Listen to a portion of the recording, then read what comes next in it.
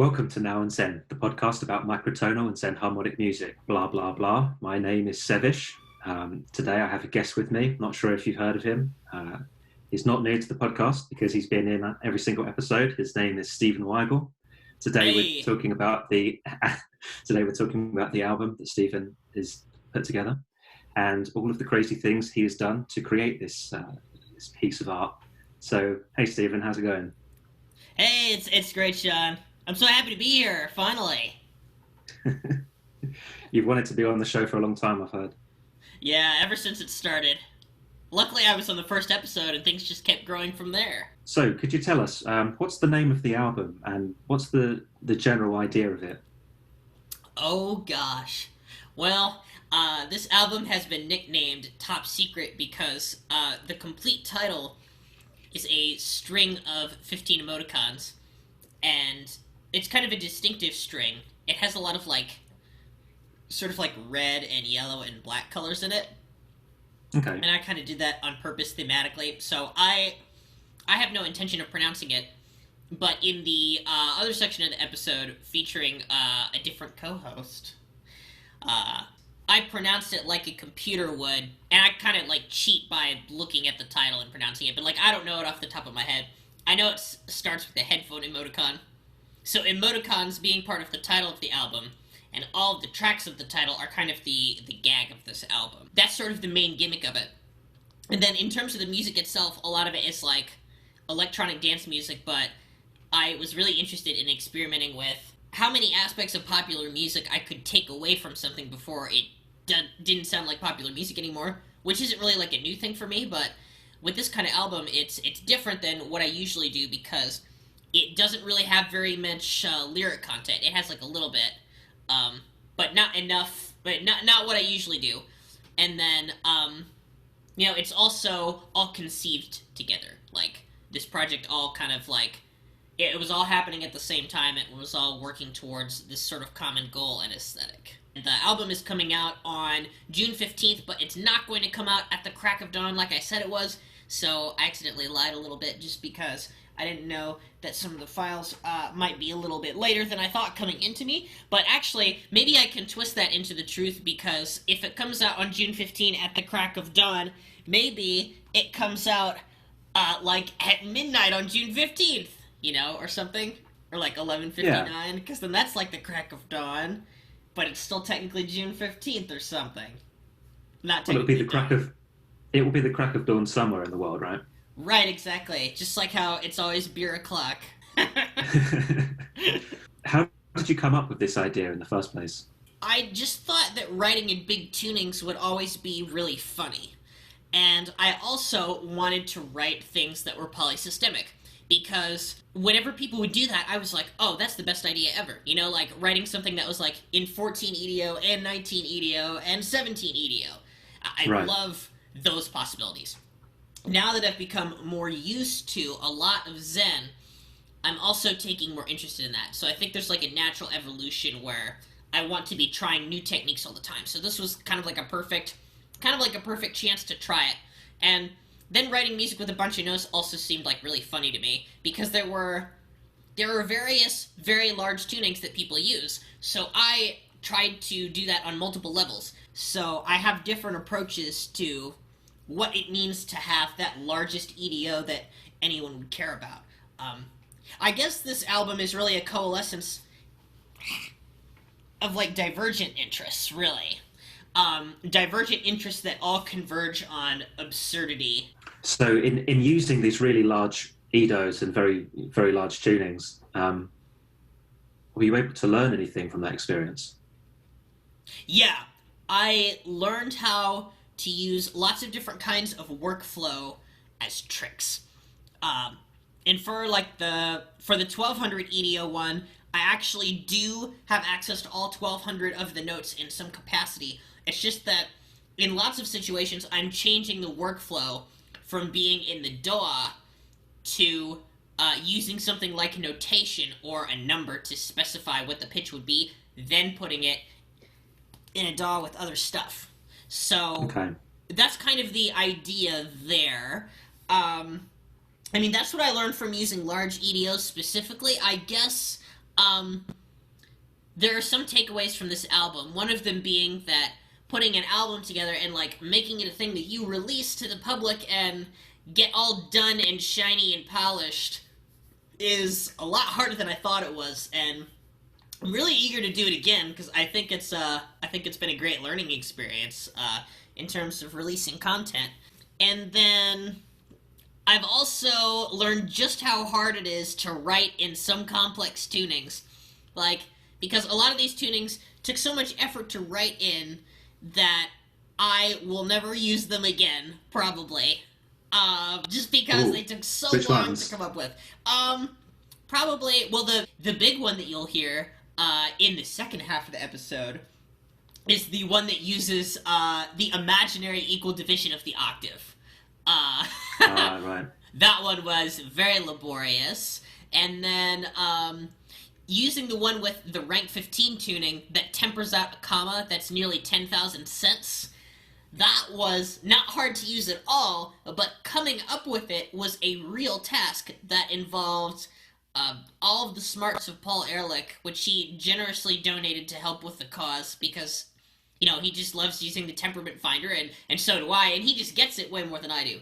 So, yeah, I'd say the biggest things I learned are just how to use large EDOs creatively in different workflows, and album promotion, like what that's all about. And actually, I think I picked up a new set of techniques along the way, like, because when you're writing electronic music, there's always, like, drum beats in it, and sometimes they, I think, get too simple. And this new technique that I kind of grabbed for this album, which I didn't even know I was really going to be using, was making a meter that is, like, prime, or kind of big and complex, so very finely chopped up, but then using a simple pattern from it that sounds pretty standard. So, like, a good example would be, like, in a song that has a meter of 27, you use 10 plus 10 plus 7 as the beat groupings. And that kind of just sounds like ba ba ba ba ba ba ba ba ba ba ba ba. And that's, like, it's just a little bit different than 3-3-2. So the audience might not notice. It's a bit unequal. So that is a strategy that I have become really, really enamored with in making, like, electronic music and electronic drum beats. Because all of a sudden, you can still have the music be just as square and repetitive as it normally is, groove-wise, but your groove can get super complicated if you're willing to just edit in a little bit of neat details. Initially, I needed to do that to create the extra tone effects I get from drums hitting really fast, and since it sort of came about as a byproduct of that, I'm going to just use that technique a lot in the future, I think, with any of my electronic music that relies heavily on drum beats and stuff like that. Yeah, that's a really good idea. Something I've experimented with a tiny bit. I need to do more of. And it kind of leads me on to xenrhythm. I mean, that's what you're kind of getting at, is using these very fine, don't even know how to express that. Aside from making Xen rhythms kind of more approachable by repeating them, are there any other kinds of uses of Xen rhythm in this album you think might be interesting? I always wanted to ask you this, Sean. What do you think Xen rhythm is? What's your definition of that? Because I've been struggling with my definition of it. It seems like it's come out of the term Xen harmonics, but the playing field isn't really the same. Yeah, I've never really tried to define it myself. I have a general idea of what it means to me.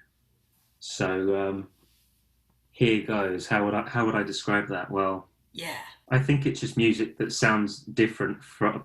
So it's rhythms that sound different to rhythms made of divisions of small numbers like 2 and 3. I think once you get to larger divisions of time. I largely agree with that, although I'm numerically a bit more confounded by it. Because, like, in Xen harmonics, you just have this playing field that's, like, really sad, right? Because everybody is just, like, flaccidly accepted 12-tone equal temperament. And then all of a sudden it's like, hey, there are these other tunings. Wow, this is amazing. So there's this really clear division just between people who haven't figured this out and people who have. And with Xen rhythm, it's way, way different because, obviously experimenting with rhythm is really, really rare. But at least in school, they, like, try to teach you about people who have experimented with rhythm in various ways. And I think exploring rhythm and pitch on a deep level is really, really rare, even for most composers, because lots of those kinds of explorations that are really, really obscure and intense involve odd and difficult usages of numbers. So I'd say maybe that is at the heart of xenrhythm, or that xenrhythm is something that can't be easily quantified. So maybe like my example with 10 plus 10 plus 7 earlier, using a meter of 27, I don't know if that would really count as xenrhythm. And probably it's got to be like Xen harmonics, where it can be perceived as being highly foreign somehow. But then it still sounds, but the rhythmic nature of it still sounds like it has intent, and that's difficult. Like maybe something where the rhythm is completely random, and that's assigned in the piece, and you don't hear any structure coming out of it at all except by accident. Maybe that is kind of analogous to like singing out of tune. You know, they've both got interesting sounds to them, but we certainly wouldn't say they were Xen harmonic or Xen rhythmic or Xen harmonic respectively, I guess. If it doesn't drive home some impression that has to do with the essential nature of the thing. But yeah, I haven't thought about that definition either. I'm sure there could be a more precise thing given. Definitely seems like an outgrowth of the word Xen harmonic, where the Xen harmonic people were like, hey, wait, we also need to experiment with rhythm too, so let's come up with a word called xenrhythm to say that we're going to do that. But then it's like people are already aware of that, in a sense, so it's weird. Yeah. Yeah, rhythm has been quite well explored, and it's hard to tell where xenrhythm ends and where groove begins. You know, take for example a samba rhythm. Would that be classed as xenrhythm? I mean, it's not dead on the beat, and it really sounds good. Would it be a xenrhythm? I don't know. Yeah, that's a good question. And then other things like really precise swing. I think also convey like a mild impression of xenrhythm. It's got that repetition, but there's something a little bit uncanny about it, which is kind of cool. Yeah, I have to admit that I'm still in love with really simple grooves. There's something about a pulse, that's very compelling still. Yeah. So I'm not as deep in the xenrhythm hole as I'm in the Xen harmonics hole. There's a kind of disconnect there, and I don't know how deep I'll go, but it sounds like in your new project you've done quite a lot to keep things off the grid, or on the grid, but just a different grid entirely. If that makes sense. Yeah, there have been multiple strategies there. My main strategy to get off the grid, there were sort of really three, I think, rhythmic strategies that I use overall. And one of the strategies is to stay on the grid, but chop things up in a very fine way so that I can get all this odd detail and strange changes of rhythm. Like, there's a very cool moment in the 71, 72, 105, 106, 204, 205 tone track where it's like there's this straight beat, but then the kick drum and all the other drums start to blur into extra tone, and then when they all become a big noise,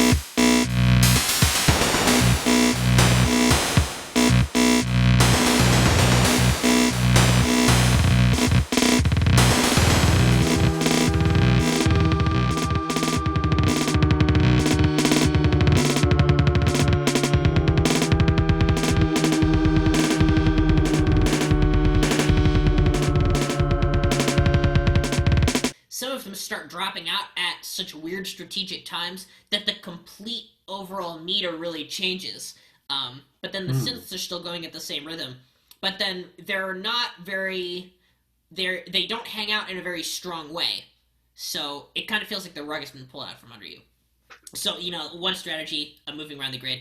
The second strategy to stay off the grid has been like a tempo change. There's lots of accelerations and decelerations that are very strategically placed. And then the third sort of strategy is improvisation, which is sometimes a bit more rhythmically precise and sometimes not. I had to do that in the imaginary tuning track because just about the only way to easily come up with audio for that one was to play a keyboard. And hopefully I'm going to do a video on how I play music in this imaginary tuning, and maybe even, edit the video so that there's a keyboard in a circle around me, since the interval of equivalence, comes back to the same pitch. Now, that would be very cool. It could even be, a viral gag. I feel like you said you've used xenrhythm in some of your music there. I really want to know about that. And when you would be interested in using that in the future, because I think you'd be really, really good at coming up with grooves that have, really high number just in the main groove, and then it's the groove itself might be mildly polymetric, but there's just something about it where you can't quite tell what that is, No, I think about it, I don't think I have used xenrhythm in any of my tracks. I have done stuff that's kind of off the grid to get a certain kind of groove. Yeah. But I'm very focused on groove, and I kind of wonder, maybe xenrhythm is rhythm that doesn't sound like grooves. Is that what we're getting at with xenrhythm? Because if that's what it is, then no, I haven't really experimented with xenrhythm. Well, I'm not sure. I don't think the word xenrhythm is as well defined as the word xenharmonic, and the word xenharmonic isn't even that well defined, although I'd say it's fairly obvious what it is on further examination, unlike xenrhythm. So, or at least the line isn't as clear cut. I guess you could have a Xen rhythmic groove, but it would have to be thoroughly unfamiliar to what you're used to hearing. So, I mean, for a person who's only heard things in 4/4 and 3/4, the mildest interesting polyrhythm could be Xen rhythmic, I suppose. But for somebody who's heard a few of those, it takes a little bit more effort to be Xen rhythmic for that person. I guess you have to create an object that resists scrutiny, and you can't immediately decode the mystery. That's something I really, really like about Xen harmonics and Xen rhythmics on a really intense level, and that is one of the things I wanted to accomplish in this album. I wanted it to be a situation where, if a music theorist tried to dive in and analyze it, they would just have to, throw up their hands and be like, can't be done! I recall you saying, I think on your Twitter, and you'll have to correct me if I'm wrong, that you couldn't have Xen rhythm and Xen harmony on the same album because nobody would listen to it. Is that right? Something like that. I feel like...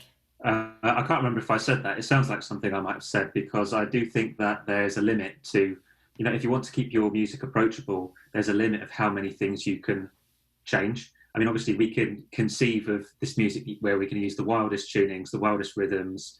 The lyrics are going to be very random, and just every aspect of it could be pushed to its, theoretical limits.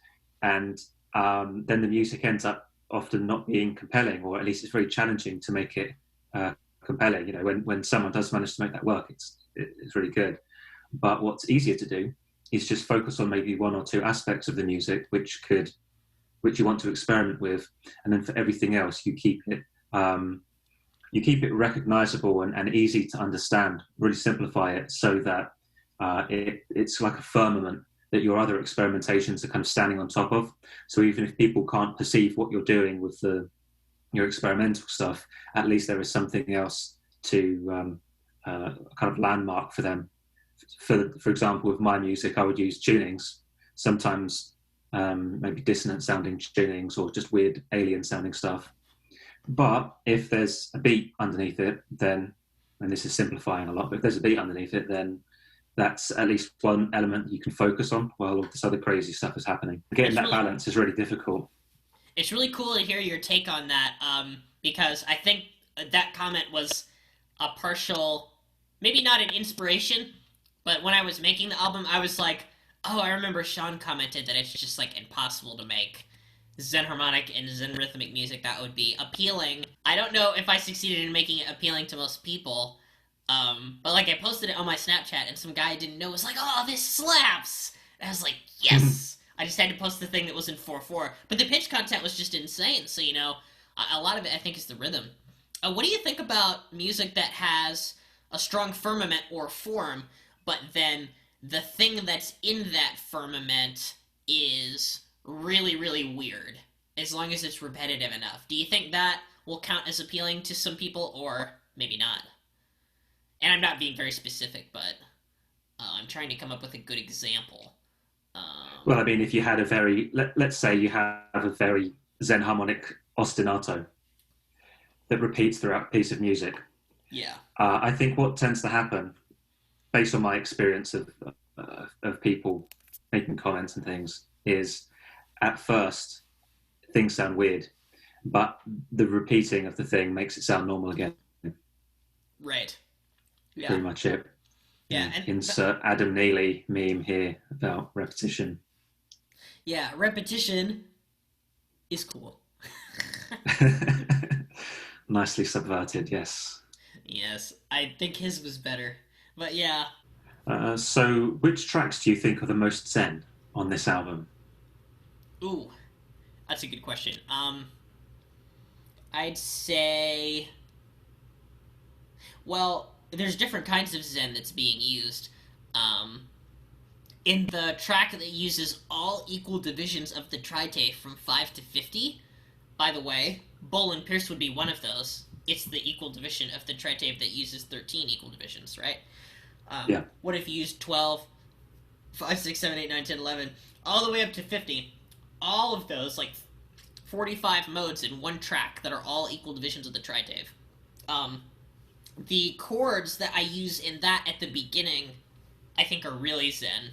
And it's also the thing that I used in the promo video. It's this straight forehead beat that, as our wise Snapchatter put it, freaking slaps. Because it's just like in straight 4/4. But then the chords that are above it are just like, they're all stacks of these different tunings. So all of the inner voices just sound like they're constantly deforming, and I can't make heads nor tails of it. And then, let's see, another one that's really Zen, the one that uses all 11-note moment of symmetry scales, with periods of 2 and, 4 point something. That's really Zen, too. Using those non-octave tunings is really, really wild. And the one that uses all 12 strings of 7 large and 3 small steps is also really Zen, just because of like how parallel intonations are clashing and all the weird things that the scale is doing. Especially like the bass line at the beginning, and like a little bit of how it detunes later. I think those tracks are the most Zen. Actually, here, I want to look at all of them and see which ones are the most Zen. Ooh, I'm gonna start sharing my screen so people can see this on the YouTube channel. Yay! Okay, alright. Let's see. Here we go. I'm gonna just open this right here and then click on... Let's see. I have the liner notes. I'm gonna click on this doc here. Okay, sharing screen. Here we go. Alright, can you see that? There's a lot of liner notes in there. Yeah. It's a big document. Oh, it's about to get bigger. Loads of stuff. Really? It's really, really funny that you said that, because, like, how many pages is this document right now? It's 38, right? It's like a novel. Yeah, but the titles don't fit into Bandcamp. I made a mistake. So, because of that, I printed all of the titles in pages, and they are also all in the show notes. So the true liner notes are 1,080 pages. I mean, are you going to put all the track names at the end? Otherwise, it's going to get difficult to scroll through that. Well, I have a table of contents, but no, the liner notes are after each track title individually. So, like, track 1, 1200 EDO, you scroll through all of it, and then there's the track notes, etc. And the goal with that is to get people to at least engage in some of the scrolling, because it results in these really cool visual patterns. I'm also going to put the album on YouTube. I mean, I know the quality on YouTube is not as good, and I'll mention that like in the description like a lot, but I'll have video along to me scrolling through all of the titles, and it will be so cool. Because like on YouTube you can really take up more space with that, and the entire screen is just saturated with emoticons and it's just sinking down.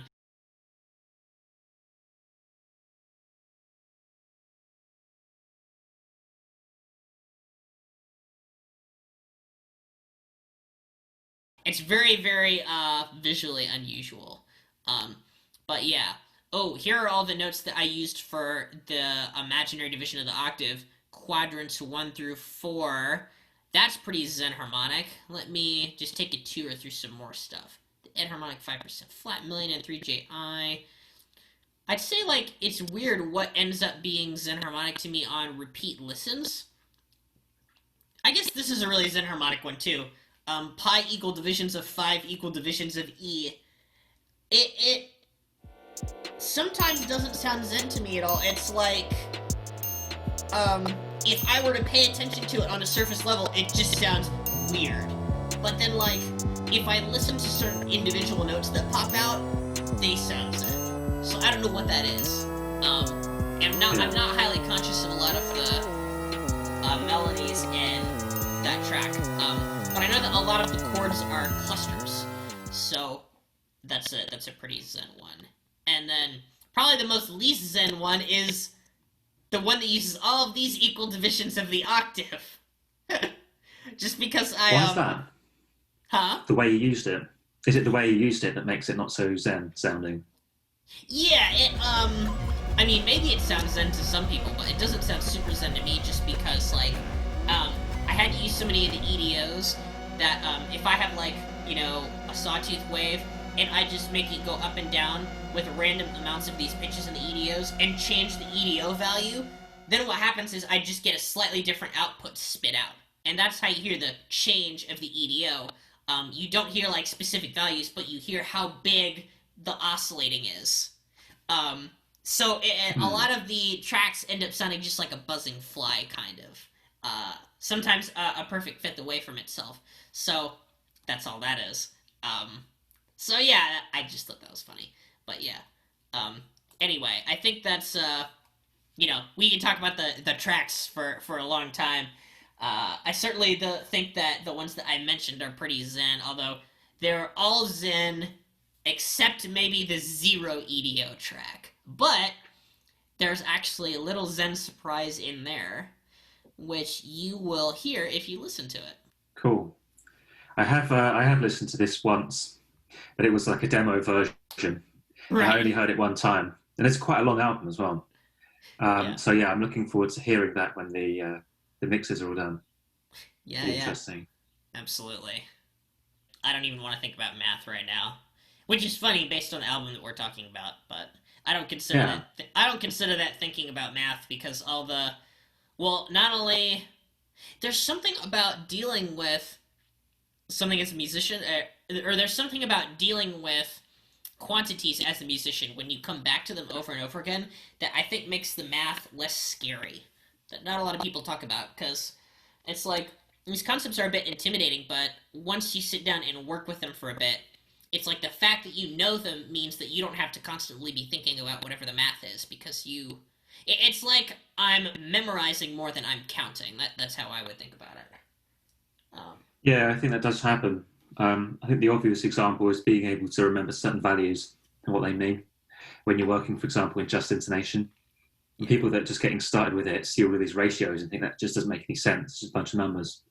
But then someone like me and you, and to give a really simple example, would be 5/4. You know, we know exactly what that is. We would know what its function is, what kind of things we can do with it. Yeah. Do you want to, for any noobs out there, do you want to tell us what 5/4 is? Yeah, absolutely. 400 cents. Ha! Just kidding. It's actually 386.316, maybe? I don't know the exact decimal. Some people don't consider it acceptably close. I say sometimes it is and sometimes it isn't. And luckily, in a lot of contexts where it isn't, people will just cheat and aim for a just major third anyway. In fact, it seems like the less they know about it, the better their aim is. Because if you tell someone that the real major third is 14 cents flat, if they haven't practiced intonation in a very fine way, or in a microtonal way, or in a xenharmonic way, their inclination, I think, is to aim too flat instead. So it's really funny how that works out. Quite thankful that I don't really have to perform any of these things. You know, I can just get the computer to do the tuning, and then I just jam away. It's really good fun. Yeah, just performing it definitely seemed like a lot of work. Because I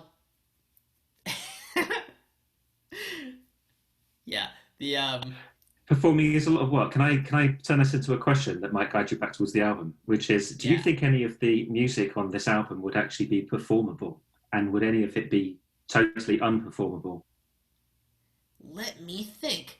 Well, there are some songs that use scales that are small enough to use.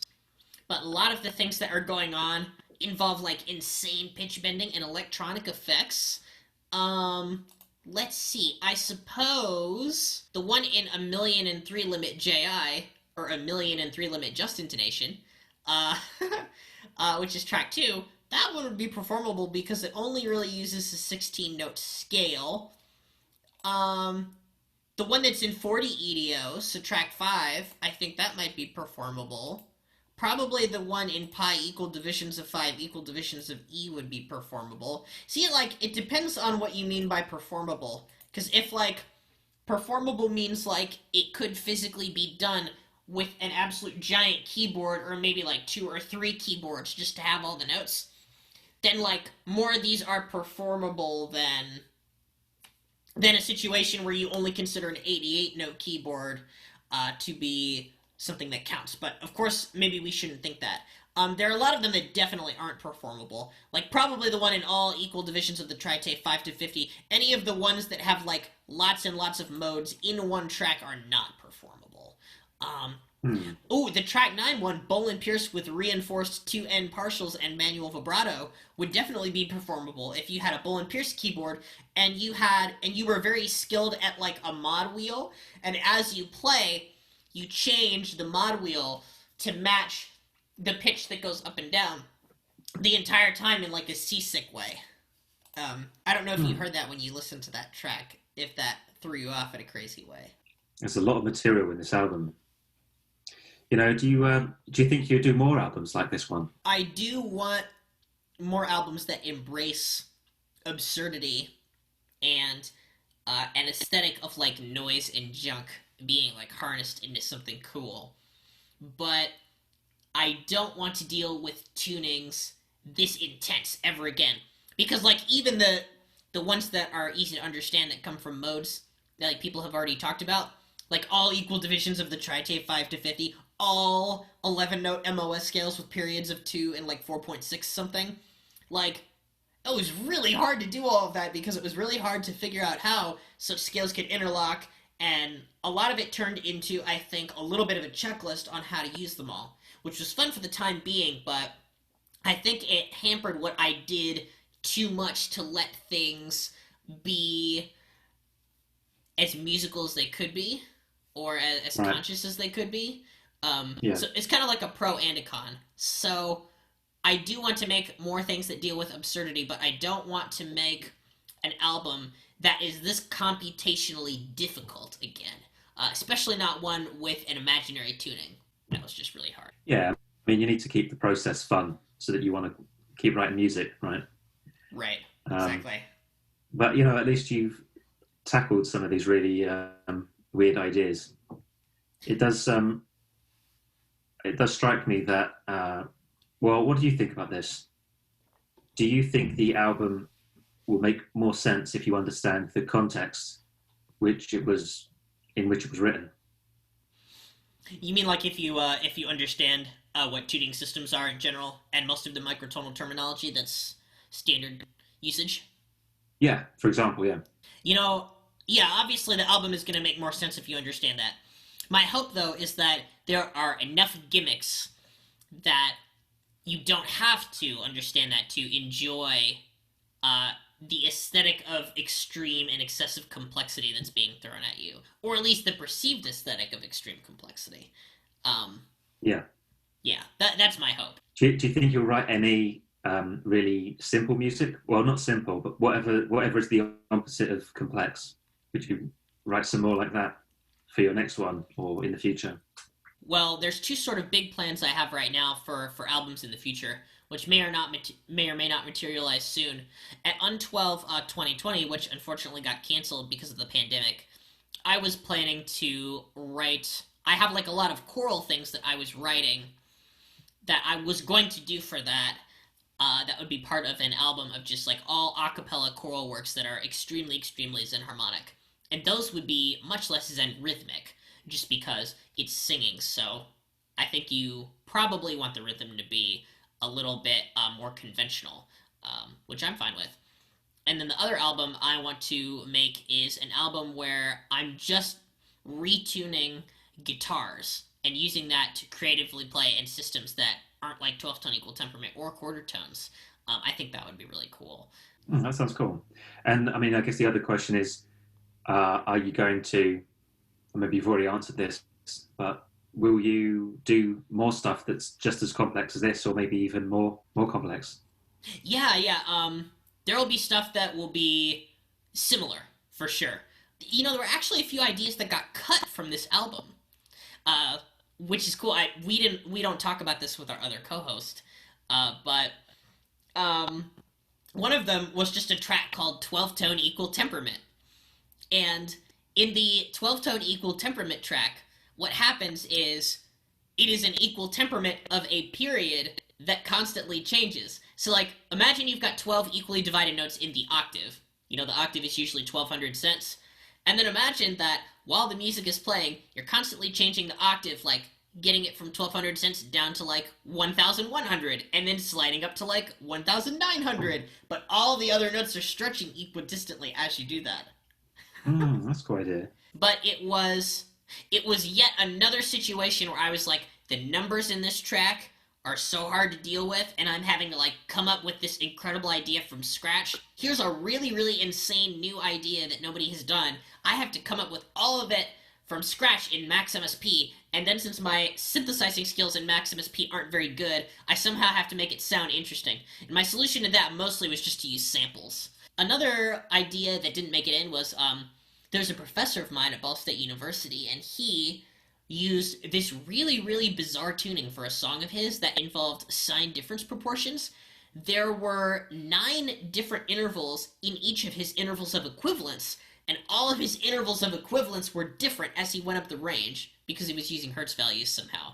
But I didn't establish enough contact with him to really hash that out. But I really want to write in that tuning in the future. And then I also had 2 more ideas. I'll make them really quick. The other ones being plays on the actual tuning title and how they look. So, like, you know how I is the square root of -1? Well, I factorial is a complex number. So I think it would be really, really funny to have a tuning where somehow you, in the title, you use I factorial, I factorial, I factorial, just like in a row a bunch of times. Because, like, an exclamation point kind of looks like an upside down I, right? So oh, yeah. It would be this, like, hilarious, like, big stringed pattern. And then I also, you know, you could do a similar thing with lots of letters that represent numbers, like, especially E. I played off that in track 6, like, pi equal divisions of 5 equal divisions of E. And E is, like, purposely picked because it's like, wait, EDE, he's already equally dividing. Oh, he means the transcendental number E. I get it. And then, you know, if you have a track title that's like E, D, E, that might be really funny. So. Oh, yeah. Those are just silly ideas that don't have any basis in structure yet. It would be a similar situation where, like, I've thought of this silly idea, and then when I actually try to realize it, I'm sure I would, like, run into various problems. So. It all shows, though, that you can take whatever random tuning and do interesting stuff with it.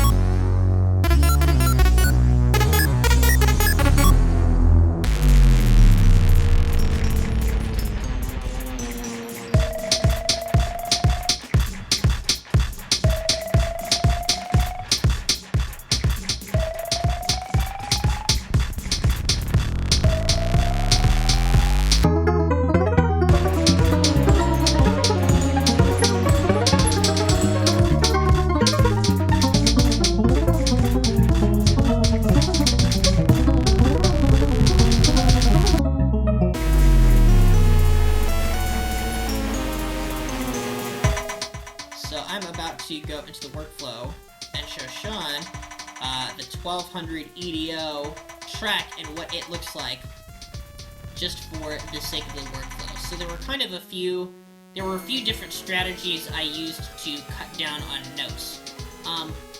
And the subsets I'm using are not like, they're generally not very consciously or creatively co-prime. Okay, now you can see my Reaper, right? Yeah. Okay, cool. Now let me change this to zoom and see if it works. Okay, do you hear this? Yes. Oh boy, but it's so like crackly with the timing and everything. Okay, so we don't have to play that necessarily. But here, I can show you just kind of the workflow here. So you can see here that like a lot of the stuff is in 120 EDO. So the main diatonic theme changes at the end. And then I'm also using other equal divisions that are subsets of 1200 to generate tone rows that are using sawtooth waves, and they act as kind of like dressing. So that's happening like here, here, here on these dark tracks. Now the big one is the usage of the xylophone, which I should be able to find. Ah, here we are. You see all these tracks that say xylo up here? Each of these are a different group of 100, just so that they could be, like, each of these tracks takes up an entire semitone in terms of MIDI notes. So I had to use those to intelligently, like, calculate little, like, ascensions of xylophone notes where they landed exactly where I would want them to. And then I think later, like here, I do have them ascend by 1 cent very slowly so that it creates this pulling feeling. So theoretically, if you weren't in 1200 EDO and you tried it, it would just end up in a different spot. It's a really basic way to be Xen harmonic, right? It's like if you create a tone row, but your tone row is just all the notes in a row. In my mind, that's just as basic as like having a rock song where you have like A minor with a G sharp at the bass, G, F sharp, F. You just start going down, and it's very obvious. And like that's not necessarily bad. It's just like that's all it is, and that's fine because I think the effect here is very, very nice. That shift is very nice. So this was the only part of the workflow where I actually had access to all 1200 notes within an instrument. All the others were subsets or things like that. Here's the diatonic intro stuff, pop square, pop synth, and all of that. So now that I've shown you that, I'm going to show you some other stuff that I did to save on workflow space. Now the next thing I'm going to show you is the Dorico file that I used. And this will make some other things pretty clear. It's like, you remember when on Facebook I changed my profile picture to like the nastiest looking chords ever? Like, I don't know if you saw that. So now you see the screen, right? Yeah. Okay, so 1200 EDO passages. So, this is notation, of course. And so, all of the little parts that you hear, like, that's this kind of stuff. So it's very magical, but very, very weird and odd, and it's like a framework is constantly shifting. It's a lot more subtle than like the all ED3s 5 to 50 though. And then these big chords right here are the big noisy ones that just sound like they're kind of like a big like clattering cymbal when a bunch of drums are coming in and it's like all deconstructing. Those are these 4 chords right here. And then this right here, this notation is not anything. I just made it up. And all of the cent values that come from these accidentals are prime. So that means that in the situation of all of these chords have accidentals that are co-prime values to each other. So I thought that would be really unique to 1200 EDO. So that's why those chords are the way they are. You can see that they're also they're bastardized stacks of fifths.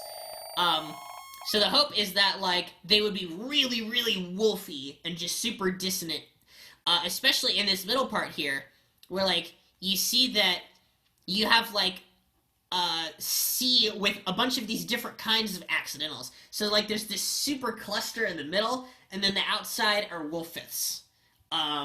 So it just ends up sounding really, really weird. you can't really parse out the notes from any of it, but it just kind of sounds like a cymbal. So that was kind of a cool effect. Cool. But yeah, and then let's do one more. Because that was a way I saved on space, right? It's like with a DAW, if you've got all of these MIDI notes, it just sucks. But if you have notation, it's actually better because you save on space there. So, there's a good advantage to using notation for 1200 EDO. Okay, now finding the max MSP file. Let me see if I can find it. Here it is. This was a file that I used to generate tone rows that are different factors of 1200. So that was a way to save space there. So I'll just show you that too. So here it is. And the patches are pretty simple. I don't think you can see the patches if I open them, but you can see that, well, what I see when I open it is I see a metro, and that puts out a certain tone row at a certain beat. And you can see that I have a 16 EDO row, a 20 EDO row, 25 EDO row, and a 30 EDO row. And then the rhythms of those tone rows they occur in different equal divisions of things. And, if the main rhythm of this track is like da da da da da da da da, like if it's got that 1 2 3 4 1 2 3 4, it's like this has things like 4 and then 1 instead of 3 and then 1. So it has like the same long short grouping, and the values are different. And then to match them to the like basic 3.1 value, I dragged the size around so that like it starts out like kind of matching with everything, and then it like gets very non-matchy and it becomes a background noise. So it kind of like disintegrates. Right. So that's that. So yeah, hopefully those strategies to write in 1200 EDO were inspiring a little bit. I feel like I really broke through a wall on that one where I was like, okay, I actually am going to be able to do this, and I have a plan.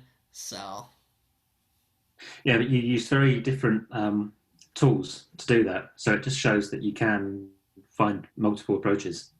And with these were all used on the same song. Did you you compile all of those different recordings together from Max MSP and Dorico and Reaper, right?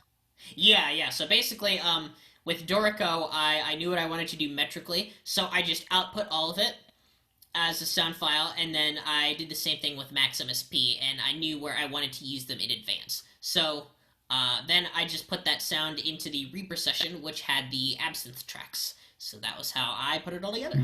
Cool. So yeah. Makes sense.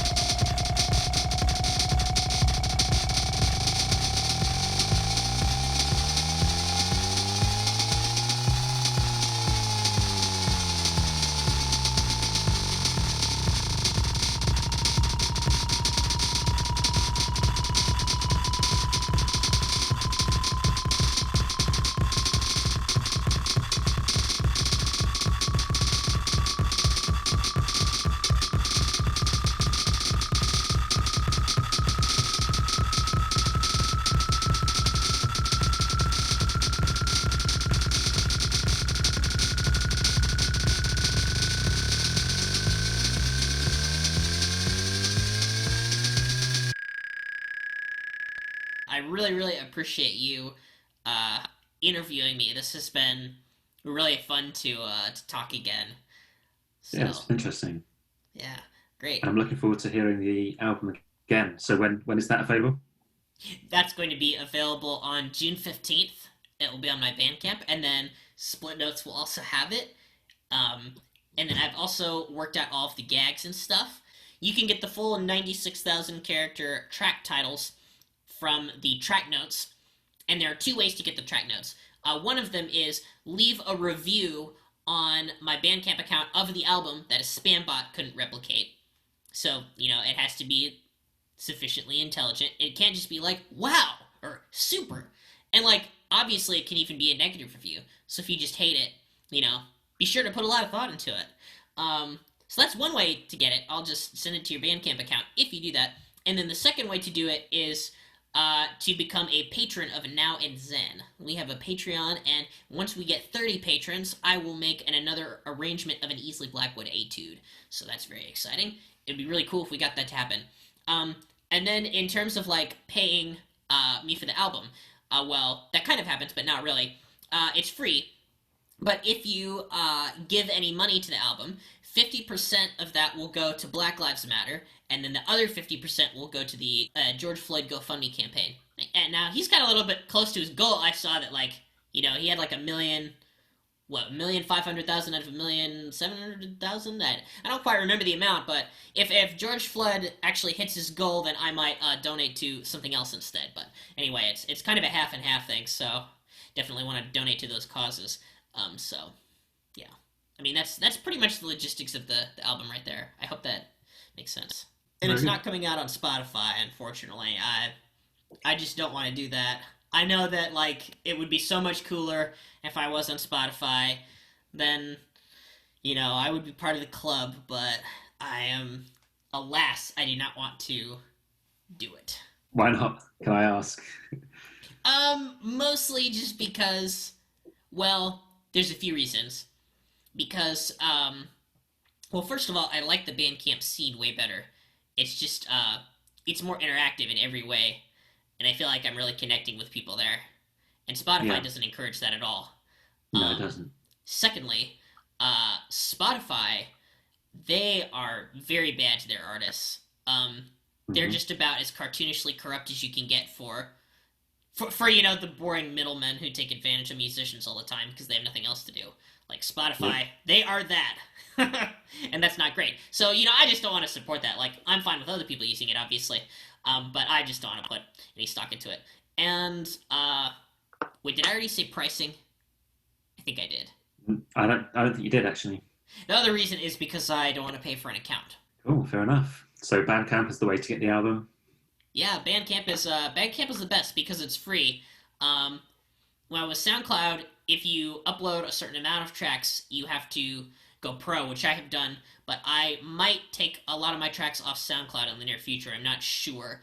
And then move it all to Bandcamp just because Bandcamp is free. And also, Bandcamp uploads in high quality, which is also great too. So, you won't hear any MP3s or anything. So. Yeah, that's good. I think Bandcamp is a good platform for this stuff. I have problems with SoundCloud. There's not much of a scene there. Right. There's not much activity happening. Right. Yeah. I go on there and I listen to stuff in the stream, but there's not much encouragement of. They used to have groups and things like that. It was interesting. They did away with that, and now it's just a stream of. Yeah, they used to have groups. It was quite interesting. They got rid of that, which was quite sad. And Spotify, it's not great. Unfortunately, a lot of people use that and only that to get at music. So when you do get on Spotify, you reach out to those people, but then you end up supporting Spotify. Right. Exactly. So whether or not you decide to do that, it's just a judgment you have to make.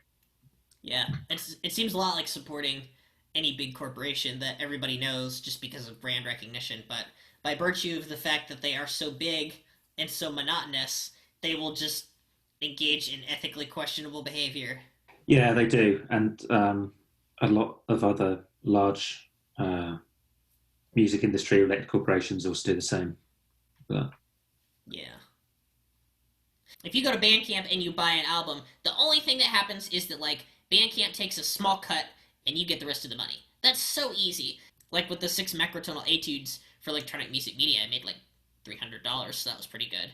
Because the album was 15 and Bandcamp took a little cut, and occasionally people will come back to that and pay for it, just like kind of sporadically out of the blue, even after it came out. So that was really nice. They will. Yeah, there's a really good scene behind Bandcamp, and people want to support the artists that whose music they like, and yeah, I think it's a pretty good deal. Yeah, it's pretty awesome. Thanks for being on the show, Stephen. And now we're going to switch over to Jacob Barton.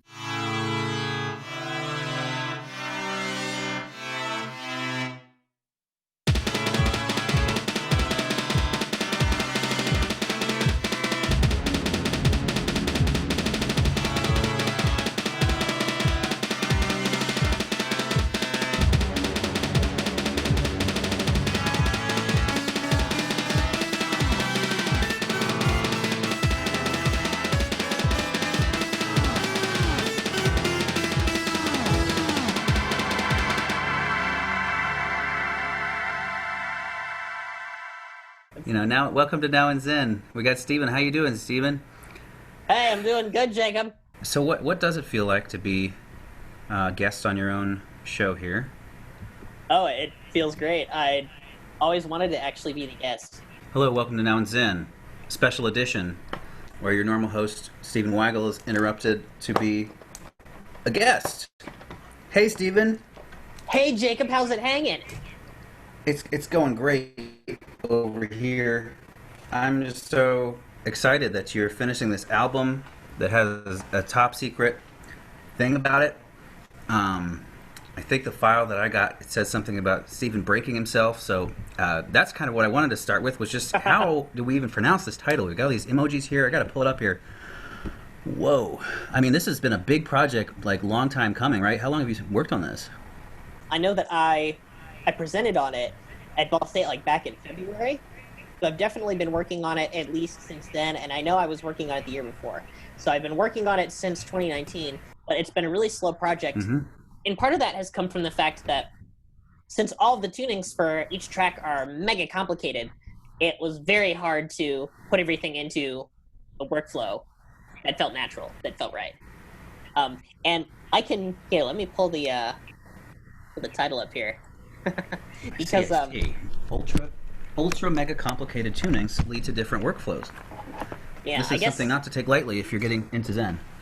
Yes, that's very true, and it's something that I tried to take lightly on this album. And then the album ended up taking a long time. I guess that was okay, but I don't want to write something like this album ever again, just because of how long it took, and because of how hard it was to come up with numerically fictitious or absurd ideas repeatedly. Like, it just took a lot out of me. I got the title up here. Now, the nickname is Top Secret, since, like 5 people care about it. But if you were to, like, read the emoticons off, it's like, I know when a computer reads an emoticon in text-to-speech, it reads the thing and then the emoticon. So theoretically, you would read this like headphone emoticon, ear emoticon, soon right arrow emoticon, black heart emoticon, pink shrinking heart emoticon, fire flower emoticon, dice emoticon, slap emoji emoticon, video game controller emoticon, gold medal emoticon, bike rider emoticon, fog emoticon, ear emoticon, Cupid's heart emoticon. Well done. I'm still trying to pull up the liner notes. Do you have that written out anywhere, or do you just know those emoticons by heart because you're a millennial? Yeah, no, I have it written out. I am not impressive enough to have memorized that. I've never needed that information to explain anything in the album. It's a pure gimmick, which I'm fine with. People get down on gimmicks a lot, but I feel like you almost need them. I find that that titling has some funny status in at least the classical music scene, where I'll make a fancy title to my piece, and then it'll be played at a concert, and then later somebody will come up to me and say, "Yeah, I really liked your piece, like your flute cello piece," and they don't remember the title at all, and it's like their experience didn't have much to do with the title. Right. Yeah, it's really hard to craft memorable titles to things. In fact, I I'm kind of like obsessed with that whole idea, because I'm really interested in how content is presented and how that affects the way we think about it. So titles are just a part of that, and like the venue is another part of that.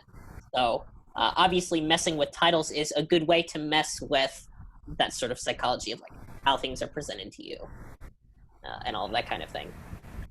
So yeah, I thought a nonsensical So it is a specific sequence. I mean, it's a composed title, right? It's a specific sequence of these. How many are there? Oh gosh, I should know this off the top of my head. I guess there's 15 emoticons in the title of the album. Oh, but then all the track names are emoticons. See, I didn't see these notes yet. Yes. Whoa. I basically just sent Jacob the notes, so... Bum, bum, bum, bum. Yeah, exactly. It's pretty exciting. Do you like the track notes? Are they colorful enough? Oh, they're beautiful. Really well done. Oh, thanks. And just, you're a thorough individual, and so I wouldn't expect less. Good. I hope the impact font is particularly annoying to people who think that memes that are 1 year old are old-fashioned and deserve to die. And you use lowercase impact, which is a little less memey. So Yeah, exactly. There's kind of like, the meme sensitive will feel something. Yeah, that's the hope. So there's Great. to explain the titles of the album and how that works. The album is going to be coming out on Split Notes on June 15th. And the way that the titles work is that all of the titles are 96,000 characters of emoticons plus the tuning name. So the title is extremely long. So the idea is, if you go to Bandcamp and go to the album, you will see track 1, and then it'll just be this giant page, and you'll have to scroll down for a really, really, really long time before you see track 2, etc. And there are 19 tracks. Unfortunately, this did not work because Bandcamp has a 300 character limit, which I later found out. Nobody's going to be able to download it, I don't think, because the metadata might, cause a problem. I mean, I know that these emojis are standard in Unicode, so they shouldn't be any problem for being titles of things, but I just don't know how implemented that is. I'm sure there's going to be, places where they won't work. And actually, I think in Microsoft Word, I don't understand how Microsoft Word works, but I couldn't type emoticons in there. So I've been using PowerPoint to edit everything. It's like the liner notes that you have right there were all done in PowerPoint, just using, the portrait mode of it instead of landscape, as is usually done for the slides. And then, in order to make the titles, I used just, a text file. Because text files are just so, tiny and they don't have any bells and whistles. It still takes a really, really long time to load 96,000 characters of emoticons. And whenever I drag the text file in order to change the screen size, I get the beach ball. But it does eventually get there. It just takes a long time to just change the size. So it's so weird. I learned a lot of weird stuff doing this. Nice. Well, my instincts are telling me to get into some more tuning specific info. Let's just take the plunge and listen a little to track 1. I pop in my CD to my CD player, and then I press play, and what do I get? Track 1, 1200 EDO. Oh, boy. So 1200 equal divisions of the octave.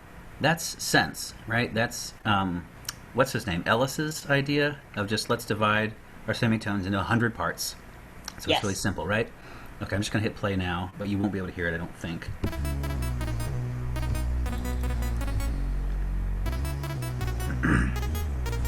Okay, this is the Metaclown React video. Okay, so we got that little boom, tap, boop, tap.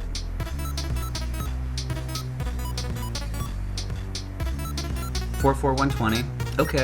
Okay. This is music. And it's a quasi-diatonic structure. It's just...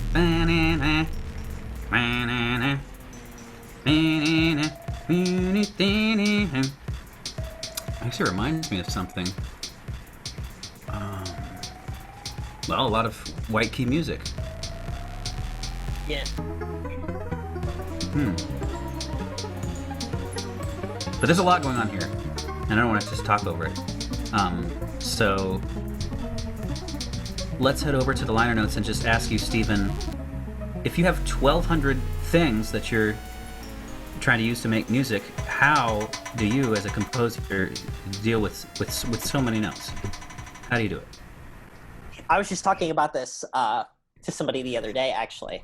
I was showing him my workflow. I used a variety of different approaches because, well, the idea is if you have a really big tuning, then you're expected to use a lot of the notes, right? It's like when I name the track like 1200 EDO, it's like a tuning person. What pops in your head is like, okay, he's used like most of those 1200 notes. Right? He tried them all, and he picked the best ones. Right, or something like that. Yeah. And I guess we have these notable counterexamples. Like there's one by XJ Scott that uses a very high, sneaky one, and then the following one by Sevish in the 300 range. What's that one called? Desert Island Rain. Okay, yeah. And then even one more in that category.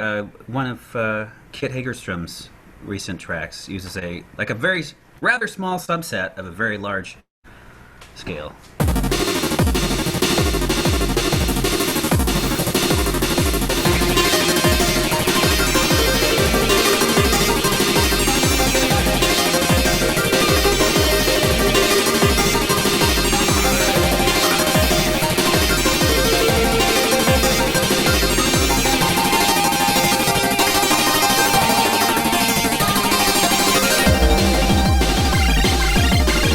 But that's not what you do here, is it?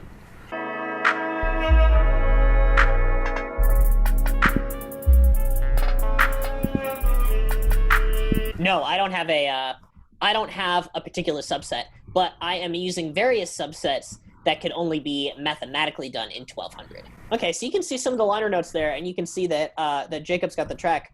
So I used... So here's my question. So this is not the entire emoji title, just to make that clear? No, that's not the entire thing. Those are all of the emojis that appear in the 96,000 character title. And the pattern refers to how... Oh, so that's the gamut. Yeah, that's the gamut. Oh, so, yeah, in the 1200 EDO title, those are the only 10 emoticons that appear.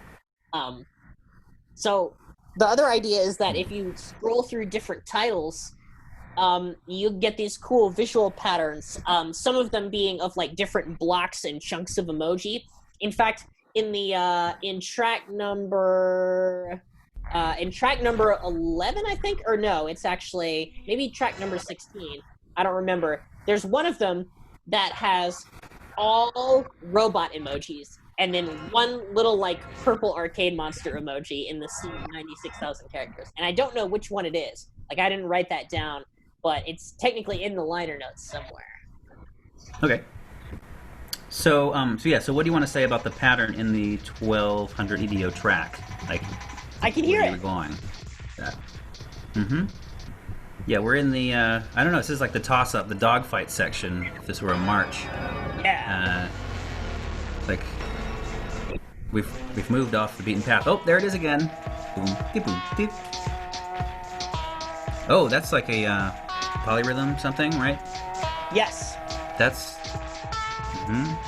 It's a 17 on 18 like a 7 against the 4. So there's a lot of xenrhythm ideas happening in this album throughout, right? Yes, every track has a xenrhythmic principle and a xenharmonic principle. And like even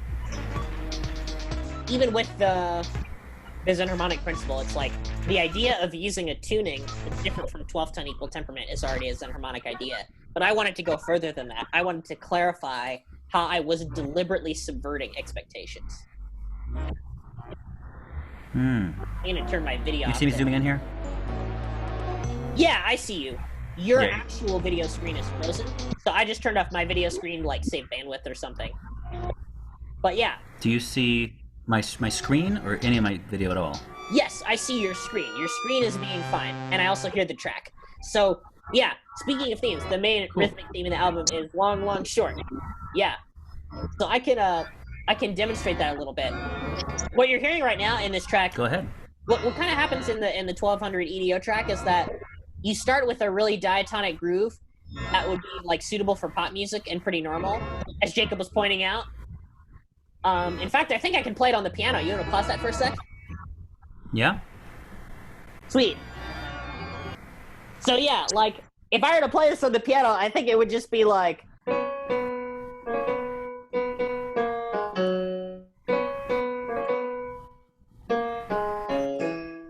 You know? So that's just a, like... Ligeti, that's what it was. It's a little bit like the Ligeti Etude. Go ahead. Oh, yeah, which one? The one that's like got a black key part in one hand and a white key part in the other hand. It's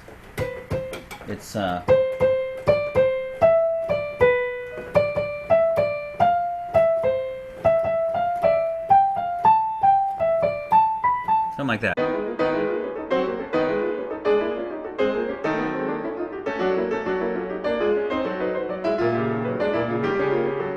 And then he transposes it all around and goes crazy with it. Oh, that's so cool. Just that use, it's... Well, in the first part, yeah, I do that diatonic thing. I'm glad that I accidentally stole from Ligeti there. And it's supposed to be really catchy, and it obviously kind of is. And people are surprised by that because this album is supposed to be more complicated. And as I also talked about in the video on my YouTube channel, that part is just in 12-tone equal temperament. So it's a common theme in this album to under-deliver on the complexity that is promised or imagined. Because really, being in 1200 EDO, it doesn't say anything about usage, right? You could just use just notes from 12 EDO, and then if you had one note that was like 701 cent instead of 700, that would be like coprime enough to justify a usage of 1200 EDO as not being a subset. I'm glad you typed that in, because I actually use that, factors of 1200 EDO. I use that to generate rows. And I think about this a lot as a math instructor, just teaching students how to calculate factors of things. It's a tricky thing to do by hand, thoroughly. But we've got ourselves 1, 2, 3, 4, 5, 6, 8, 10, 12, 15, 16, 20, 24, 25, 30, 40, 48, 50, 60, 75, 80, 100, 120, 150, 200, 240, 300, 400, 600, 1200. It's a very divisible number, yes. Yeah. And playing into that idea with the dividing, I guess my approach with this track was I had like 4 different approaches that all kind of built on each other. So the first approach, as you heard, was to just play something diatonic and then shift it by quarter tones. So then you also just hear quarter tones for like that first catchy part. Like that's it. You're just in 24 EDO.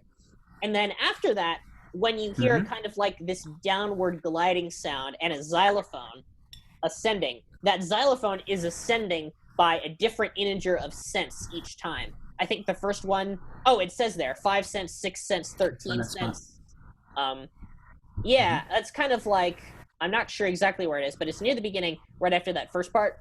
And then as you keep going in the track, what happens is, as more elements are added, the initial groove is deconstructed, but you kind of like get hints of it. So there are lots of parts of this track that are just like really like straight in 4/4 time, catchy, right on the nose. And then there are other parts where that drops out and it is suddenly revealed that this is very strange. So that's kind of like the vibe I wanted this track to have. I noticed one particular pattern of lots of accelerations. I wonder if we could pull up a different track that has one of these just major acceleration things, either at the end or somewhere in it. Yeah, let's do it. Look around. Oh, listen to that. It's I Am Short. No, it's not. What?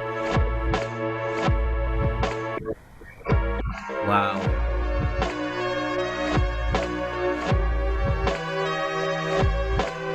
And the Ed harmonic construction, I believe, is our colleague Doug Blumeyer's invention, yes? Yes! He presented on it at On12. At On12 Summer Convergence 2019. Yeah, Okay, and the Ed harmonic one has a lot of deceleration and acceleration, but it's a bit more subtle than in some of the other ones. Yeah, I'm just really liking these kind of close harmonies here. You know, that's Xen harmonic voice leading, but there's a lot else going on too.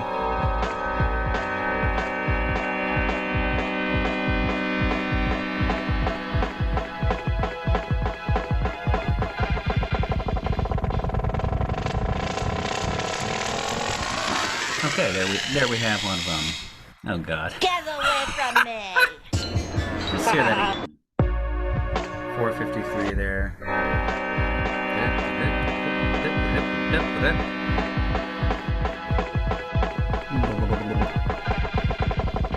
Yeah, see, this is not...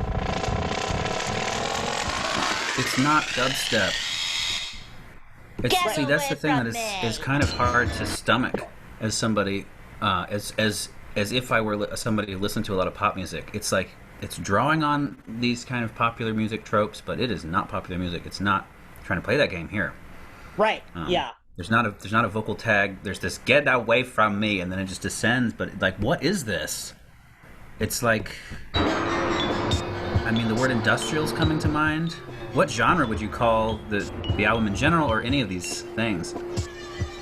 I mean, I'm calling it postmodern EDM. That's right. Okay. Although, and I'm purposely kind of doing that because it's a really, really big umbrella. Like, postmodernism almost refers to a set of techniques that have evolved from a time period. And so I consider that the impetus for a lot of these things. But yeah, like some of the tracks, I'd say they take inspiration from like a lot of industrial music, various kinds of like IDM and EDM, also acousmatic music, so things that normally happen in like fixed media. Mm-hmm. I'm really, really interested in the potential that electronic music has to mix things like really popular music styles and acousmatic music. Like, I think that's so cool.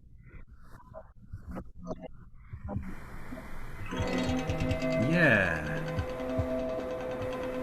Okay, I just noticed it's recording on this computer, so that should be fine. Yeah, that's cool. I can never tell if what I'm doing is being like skipping around and recording, but it seems to be recording here. Yeah, Close I think parentheses. Okay, we're playing with some 11-ish stuff right there. What is our tuning again? It's like there's, it's like a 5-dimensional object. The moment that you get one thing in focus, you're forgetting about all these other things. Yeah.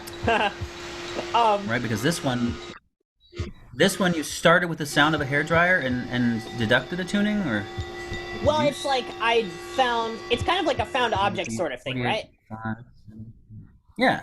Like in the microtonal groups. Empirical. I call that empirical, yeah. Empirical, yeah, I like that. That's a good word. Yeah, it's kind of like that, where I noticed that if you shift the hairdryer, it just moves by a little microtone that's about an 8th tone. It might be a little bit bigger, but it fit into 48-tone equal temperament, so I used that because then I could sort of figure out its relation to 12 really easily, and because I hadn't really used it. And then there are some other parts where I used some different EDOs. So I also, there's like a synth in there that's a 9 EDO, but it's very subtle, and it's just used to provide a bit of dissonance. Yeah. And then there's a part where the hairdryer, like I think it's the part we're listening to now, where the hairdryer is kind of like whittling up like kind of just yodeling around. Those parts are in 5 EDO and 7 EDOs. And yeah. It says my internet connection is unstable. But I heard everything you said. 5 and 7 and 48 and 9. And then so you can, if you want to find technically, you just multiply everything together like you did, 15,120 EDO. Right. Technically. And, I mean, of course, theoretically, and I don't know if you did this anywhere else, you could shift those EDOs away from one another so that they're not even sharing a single note. And you have even more notes implied. Right. Isn't that just so absurd? Like, I wanted this album to be kind of like a commentary on how we name tuning systems, and how if you have the slightest discrepancy that's mathematically known, you just have to name it with this giant thing that's not representative of it, which I think is really funny. So I am exploiting that on this album a lot. But yeah. I mean, it pushes us towards the concept of many different degrees of infinity that they have in mathematics. Absolutely. As well as the degrees that just like that our digital audio workstations and things can handle. Like I didn't explore that as much as I could have, like on a technical level, but I did use numbers that were related to the limits of computers.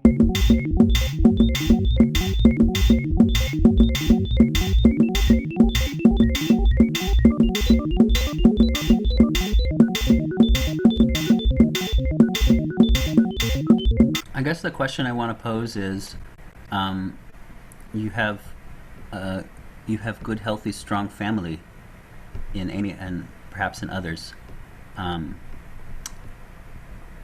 That's the comment. And the question is kind of like, what is it like sharing your music with the people that you share a life with? And have you explored and enjoyed that? Do you do things like, if you're going to release this album, are you going to do a listening party for the people around you? Yeah, good question. I think sharing music with my family has been a really layered experience. They're not interested in the same kind of music that I am usually, but they like it that I can play some of their favorite songs, and they're really excited about my enthusiasm, and they've always been super, super supportive. And I think maybe, they're really happy that I have something to do. I feel like playing music at the house, that's not something that I do very often, because usually it's like the music that people usually want to listen to can function as music. It doesn't have to, but it can. It can be something that you put in the background, and it can be ignored. That's kind of the tradition at my house. And my brother is way more interested in music than my parents are. He is very, very familiar with, the live songwriting scene generally. And, he goes to, Bonnaroo, and we went to Osheaga last year, and, he's got a real passion for live music made by songwriters. So I love talking about that with him, but I feel like I can't share music at the house that I like, because most of it is deliberately opposed to the aesthetic of music, and that's not something that most music people like. That stands up and demands your full attention, or at least most of it. Yeah. And if you don't have your full attention, it's going to annoy you, because it's going to distract you, because there's something in it that, the boundary is being pushed, like you said. Right, and that's a legitimate reason to be annoyed if you're doing something and you don't want to be distracted. Then I understand why people sort of frown upon things that aren't music, or at least are not perceived as music. But I still think they're really important. My mom has a clarinet, and she was a clarinet player in high school, which is really cool. I'd like to play some things with her, but I don't know. It might be too uphill for her to learn it again, as a hobby right now, because both of my parents are retired. I'm looking at Fort Cindy Poo, and I think that's what inspired me to bring up this issue. Fort Cindy Poo, we pledge to you, do not forget our childhood days, back before the wooden temple was assembled by Leland's head. Can you talk a little about it? Yeah, of course I can. Yeah. Well, I figured that it was so weird how it all came together, because I definitely wanted to make a song about backyard adventures. You know how it is when you're kids, and every time you go outside, it's kind of everything is its own little adventure, and you're kind of making your own story. That's kind of what I think I want the aesthetic of the song to be. I'm really interested in exploring those kinds of emotions that we sort of lost as children as we became adults, things that used to be so fun that are different now because of all the responsibilities that you have as adults. Things like sleepovers and playing video games and eating ice cream. Nostalgia. Yeah. Sort of, nostalgia, and then different kinds of happiness. And so Fort Cindy Poo uses a lot of different kinds of, it uses the different kinds of thirds of 20 EDO, and I really like the sound of the neutral third in that song, although maybe it got a little bit old for me. I don't know, I'm needing to move into triads that are different from that, but I feel like the neutral triad indicates something a little bit indecisive, and something that is a little bit shrouded in mystery and an incorrect recollection. So it's kind of I was also talking about this with my girlfriend the other day. You remember things from your past, and you kind of remember them just a little bit wrong. And then the farther you go back, the more probably wrong it is. Every time I talk about something I remember from when I was a kid, to my mom, she's like, oh, that's not how it happened at all. So I wanted the neutral third to kind of shimmer that way. It's kind of it's not really major or minor. It's just something that is inaccurate to what we were remembering. Oh, wow. Yeah, and we've had Cindy, of course, is our doggy, and my family got her in middle school. Dad was a big dog person, and Mom was much more of a cat person because the dogs that she hung out with when she was a kid were more like hunting dogs. She didn't view them as pets. But Dad knew that a dog would be a good idea. We could have gotten a cat too. Like that would be fun. I'm not trying to stake my claim in dog versus cat. I'm just saying it's great we got a pet. Yeah, and Cindy was a great joy to have in our life because Dad had just retired, so it was really easy to train her, and she was really smart because she's a cockapoo. So a Cocker Spaniel poodle mix, and she's always been so affectionate. I think it's I didn't really know that like having an animal as a pet was such a powerful experience, and now growing up with her, she's a member of the family, really. So I'd sort of poured all of that into the song, like nostalgia, adventure, growing up, things that take a long time, things that aren't remembered accurately. Little plays on words that kind of make a little bit of nonsense and fun. That was sort of the whole vibe I was going for. Incidentally, the scale that I found to use, I was working in 20 EDO because there actually was that 1 month, I don't remember when, in something like 2018 or 2017, where the tuning of the month was 20 EDO, and for like no reason at all, during that month I had no homework. So I just made like 5 songs in 20 EDO, but it was actually just 4. I only managed to make 4 of them, and then the 5th song, Fort Cindy Poo, was unfinished for like a year and a half. So what a lot of people I think don't realize is that most of the songs that I put out have been ideas or unfinished for years and years. I see. For a really long time. So Fort Cindy Poo is kind of that way, because with Fort Cindy Poo, I wrote everything. Like, I wrote all of the parts, I did all of the orchestration, except the bridge part. I didn't have any of the chords in the bridge part, I just had a melody, and I also didn't record myself singing any of it.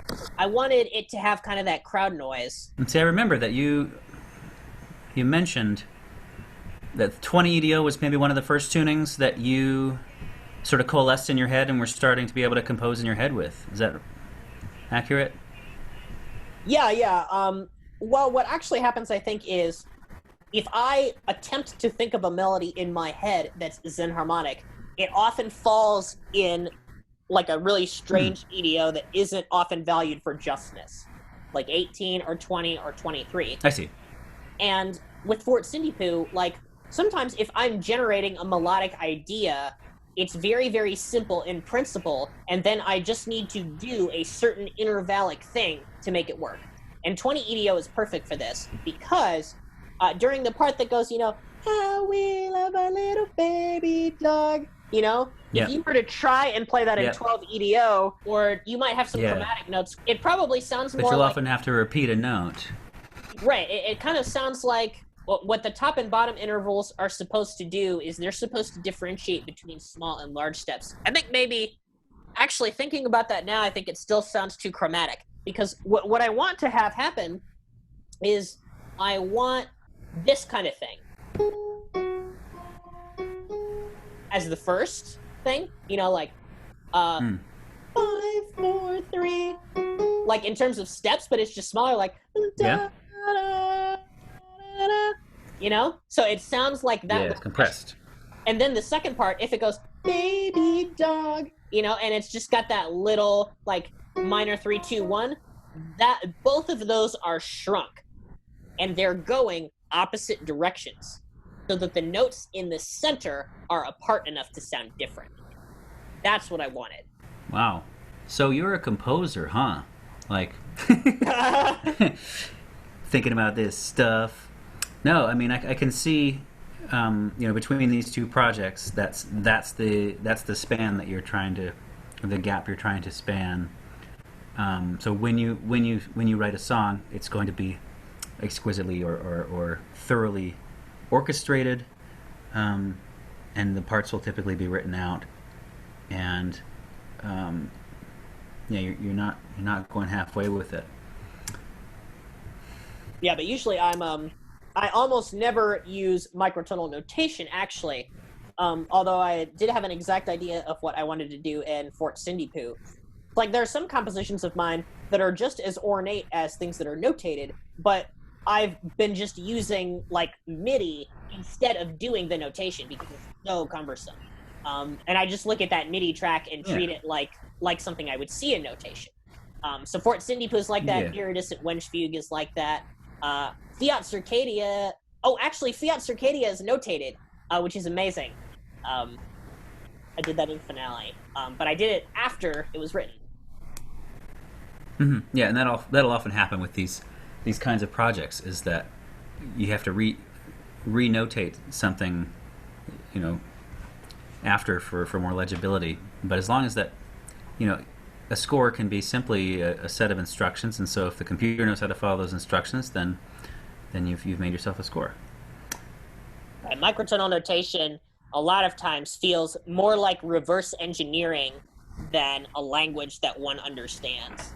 But I feel like there are different aspects of that too. Like, if I look at a score and I know how to read the music because of the staff, I can kind of figure out what the chords are pretty quickly because I've kind of seen it all before.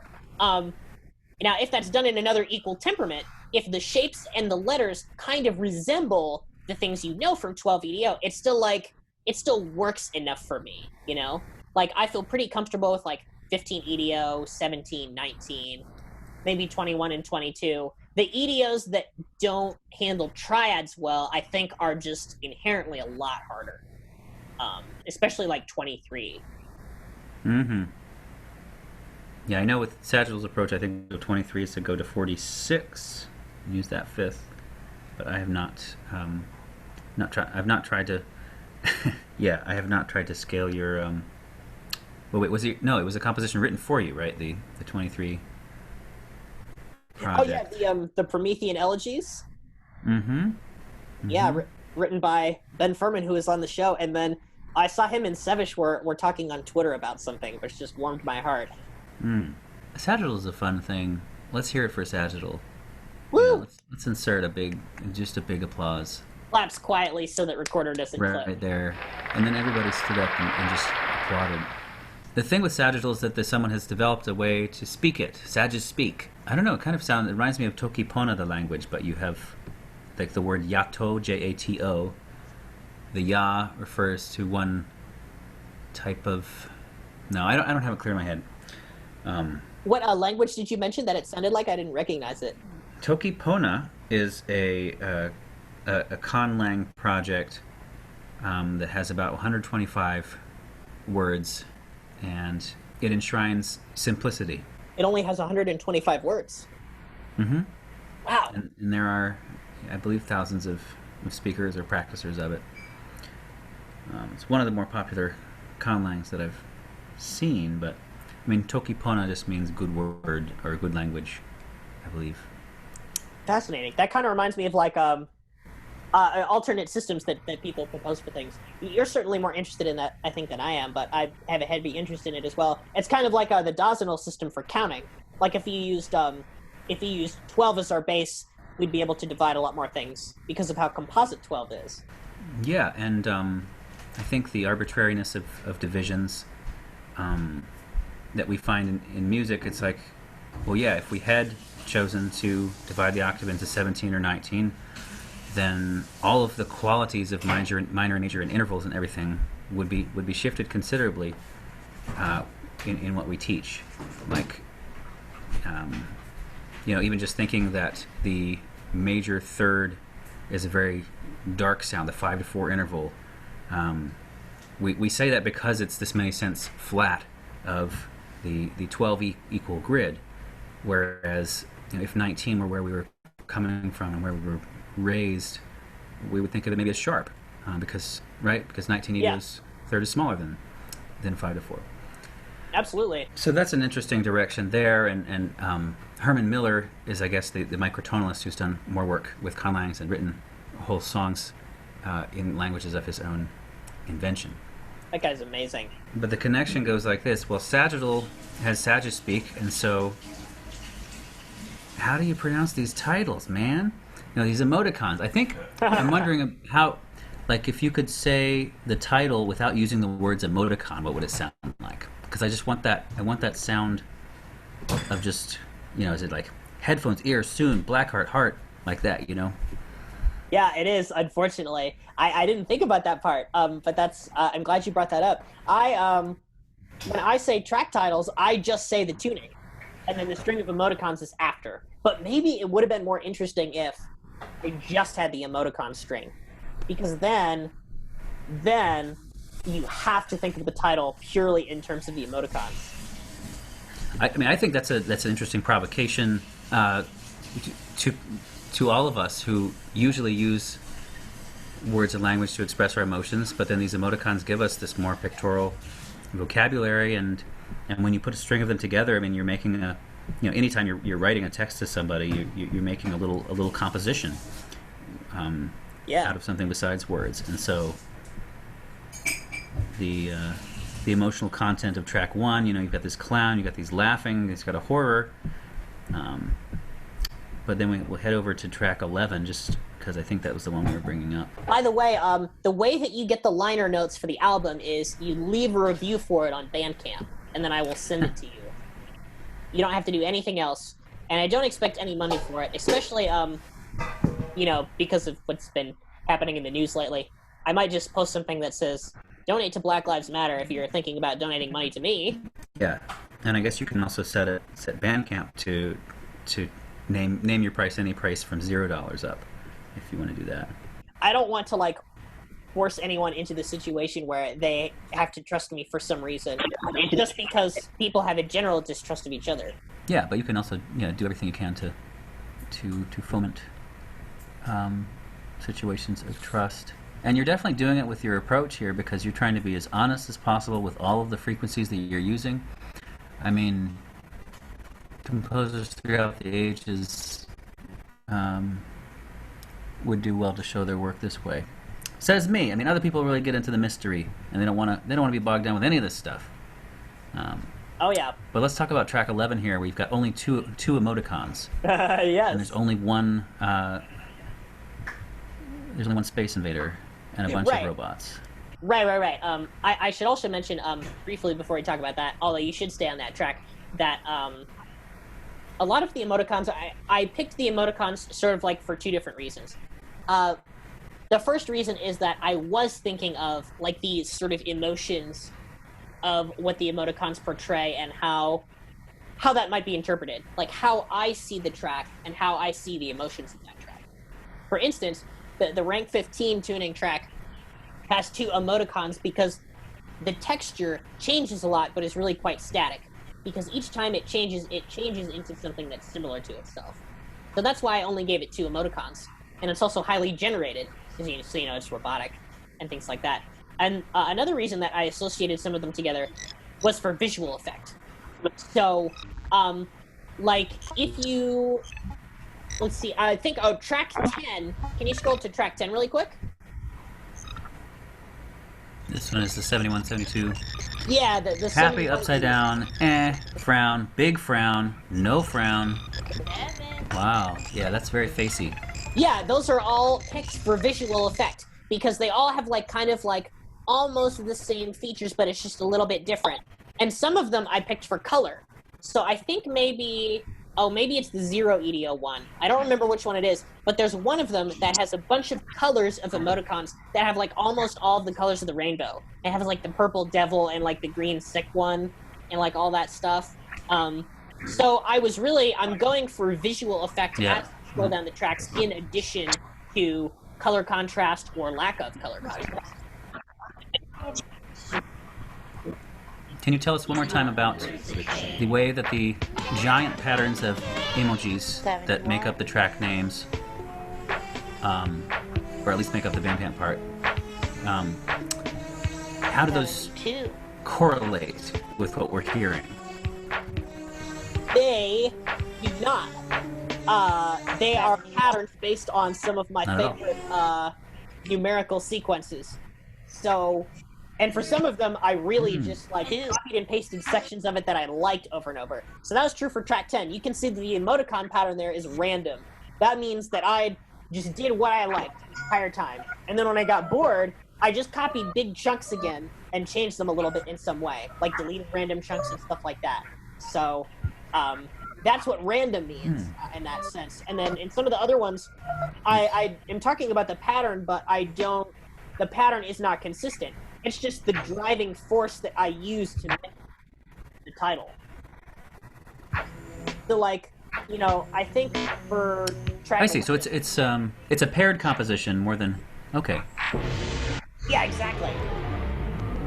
Ooh, I really like how the 71 EDO, 72 EDO one is sounding through these speakers. By the way, in this track, I was interested in comparing giant EDOs that were one apart, not like truly massive, like massively impractical, but really, really big ones, just to demonstrate the difference in chains of intervals for people who are like, oh, who cares about the difference between 71 notes and 72 notes? Yeah. And they're It's different like approaches. even the smallest differences are big differences. Yeah, the small differences add up over time. So just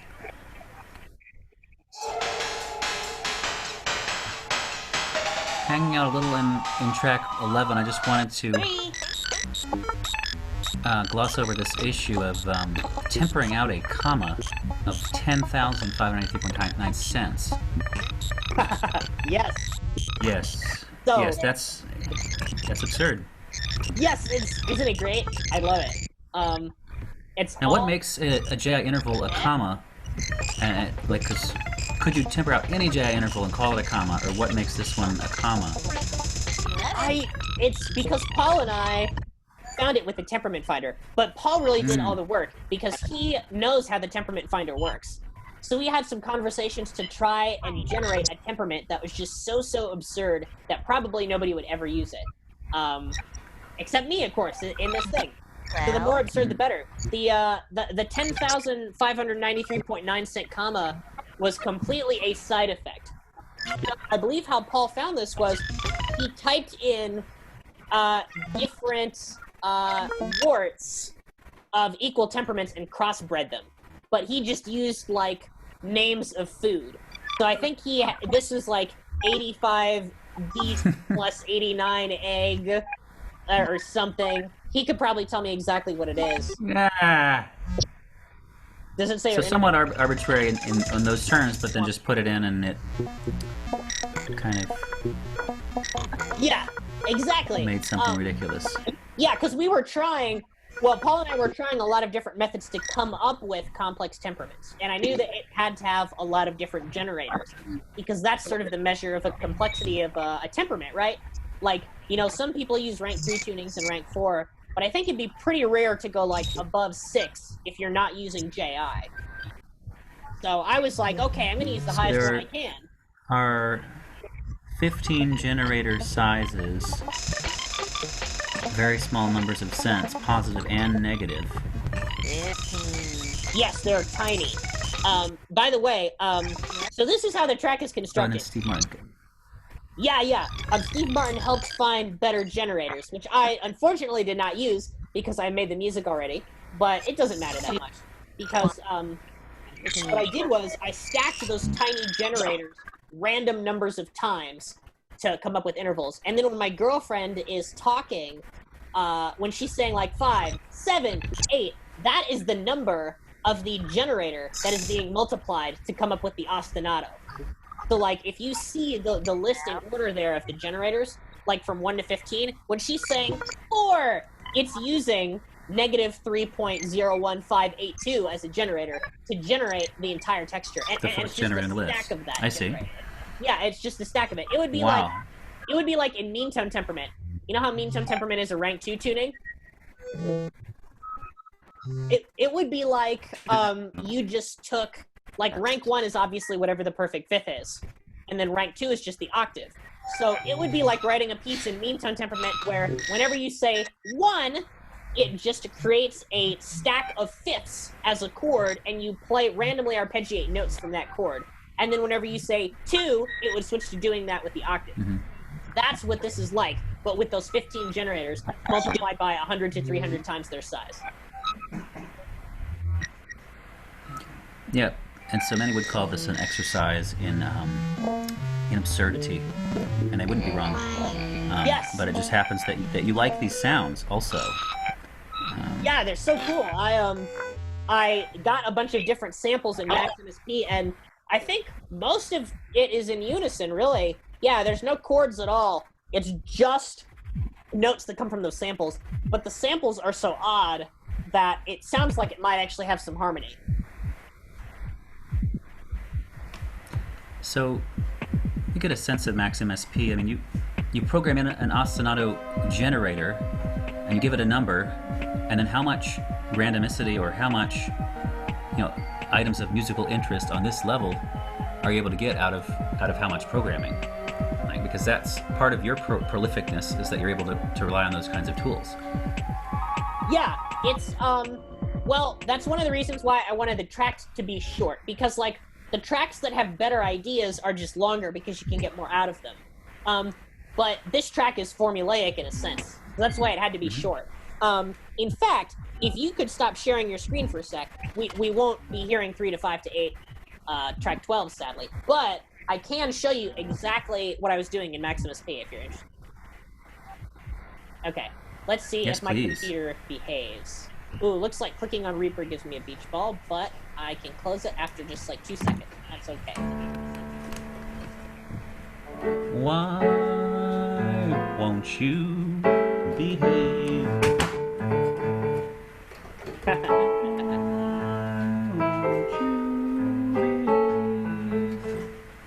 It's from, I think it's from Kiss Me Kate, or something I did in college.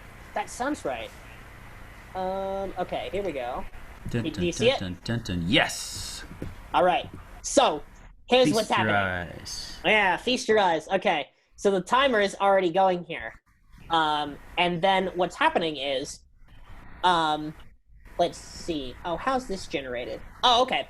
So I think there are 4 samples here, and some of them are like spoken words, and then you've also got, you see the rect and the cycle and the saw over here. Those are just rectangle or square waves, saw waves, and sine waves. So it's all just converging, I think, on a single pitch here. And then that single pitch is going out to here. So this is kind of what's happening, is, so you see this random 200 plus 100? Yes. That means No. that yeah, the thing that I've got my mouse on right now. I see minus 24. Minus 24, where's that? I didn't see a window change. I didn't see... Oh, you didn't see me open that other thing? Oh, that's silly. Didn't open, no. Do you see the main window right now? Are there a few Yes. numbers like doodling around? Okay. Yes. Darn. Oh, well, maybe if I open this, I have to like reshare it in Zoom. That would be weird.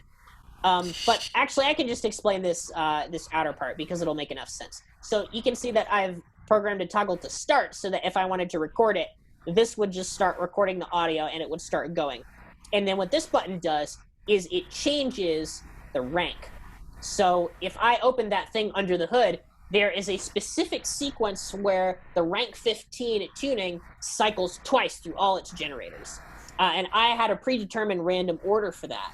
And then I put in Amy's voice saying the right generators. So I had to know that in advance.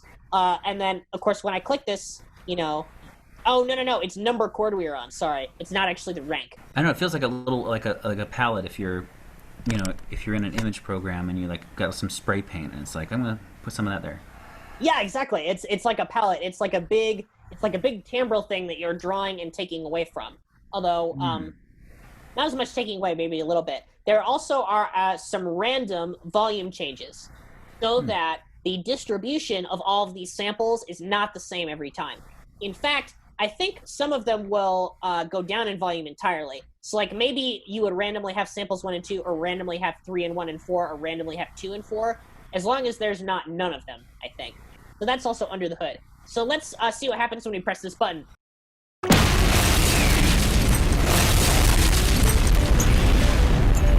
If I press the button, it will change to a different rank. Okay. You can hear the ostinato change. So that's what the Yes, entire I did. track is made up of. How many hours did it take you just to make that patch? Oh gosh. It's actually a really simple patch. Like, it's not computationally heavy at all. But I think maybe it probably took me like at least 6 or 7 hours total. I don't really know. And then a patch like that you're just using for one of the tracks, or does it come in handy for other things? Nope, just one of the tracks. Just the one with the giant 10,000 comma. And if you're talking about effort in the tracks and which ones just required a huge amount of effort, the clear winner by far is the one in imaginary tuning. That one took forever. In fact, it occupied the entire period of time I was working on the album. Every other album's track was like an intermittent period where I worked on it and then it was done. The Zero EDO one was the easiest, even though it was the longest. But the one in imaginary tuning was really hard because instead of using a systematic procedure to just come up with changing ostinatos reflecting the generator of a tuning, I was making something that had an actual flow to it, which meant that I had to use Max MSP to come up with all of the sounds, since they all used imaginary frequencies. And then, to some extent, I had to drag those sounds around in the DAW if they weren't making rhythmic patterns. I also used a keyboard to play along to some parts. So what is it about imaginary tunings that took that extra level of computation? I confess I don't really understand how they get computed.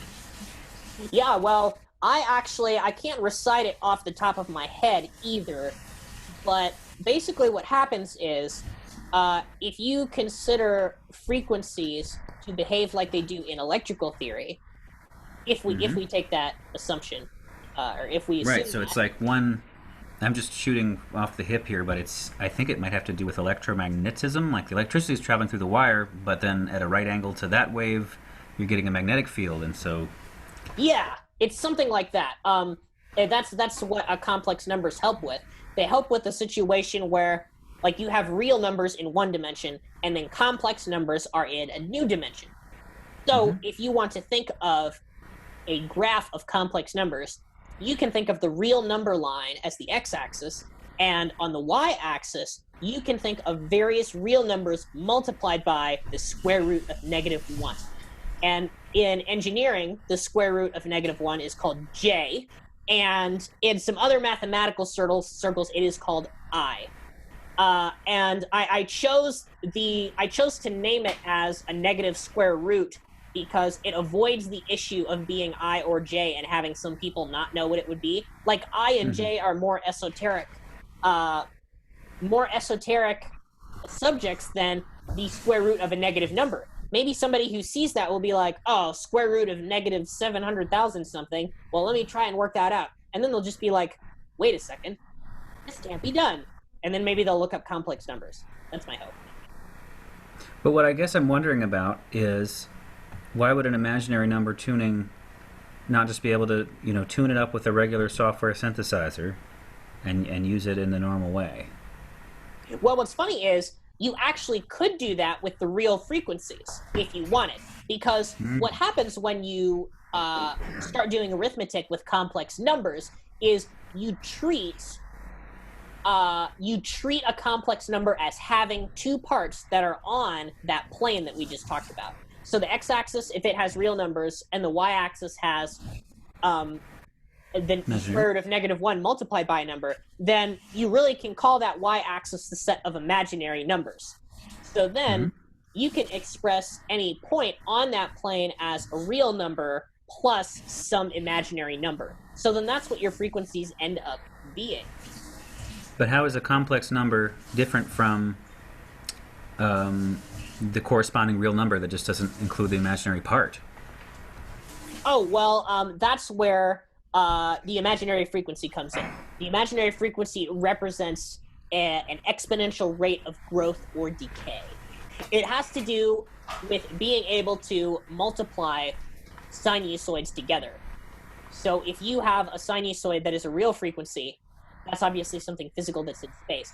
And if you multiply that by yet another sinusoid, you have a situation where the sound will die away. But I am not very good at it. So it's synthesis that is using it, right? It's on the synthesis level that you're using these properties.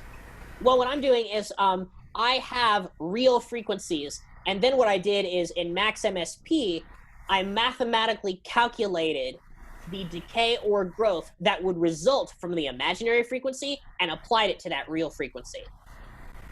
So there's a slight bit of inaccuracy, but nobody's going to know. And I cheated massively to get the pitches anyway, because I don't know if you'd seen the full title.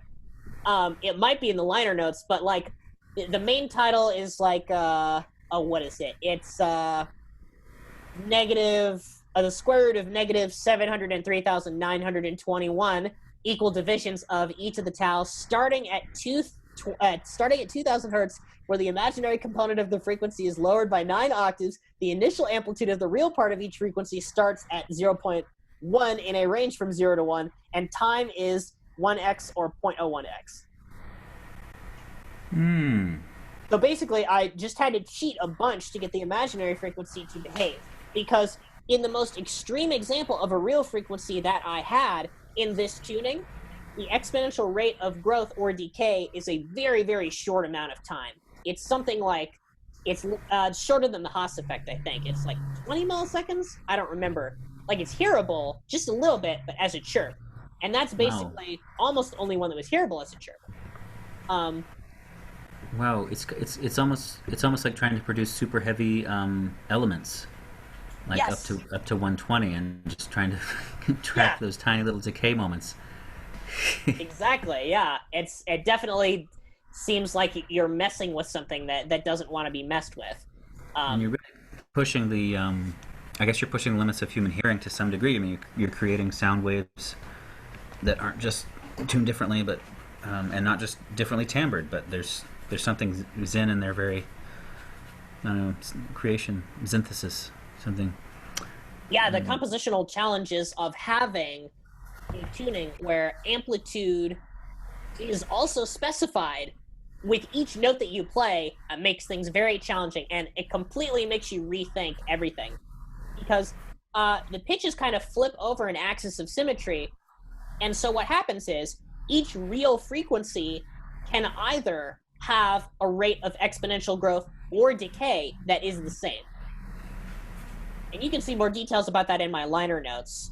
And those are definitely the liner notes I also worked the hardest on, since that one was so hard to make. But through massive cheating, what I'm able to do, transposing the imaginary frequency down by 9 octaves, basically, that was the game changer. That's the thing that makes it so that when you have an amplitude, maybe like pitch class 0 can hold forever, because it's the only purely real frequency that has no imaginary component.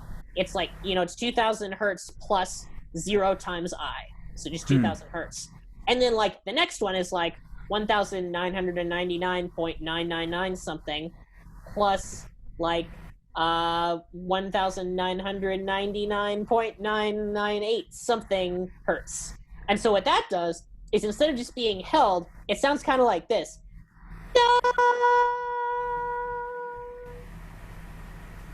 And it just kind of dies away really slowly. And then the next one still dies away slowly, but it feels more like a moment. And then the next one dies away kind of medium, and then the next one kind of dies away at sort of a normal speed.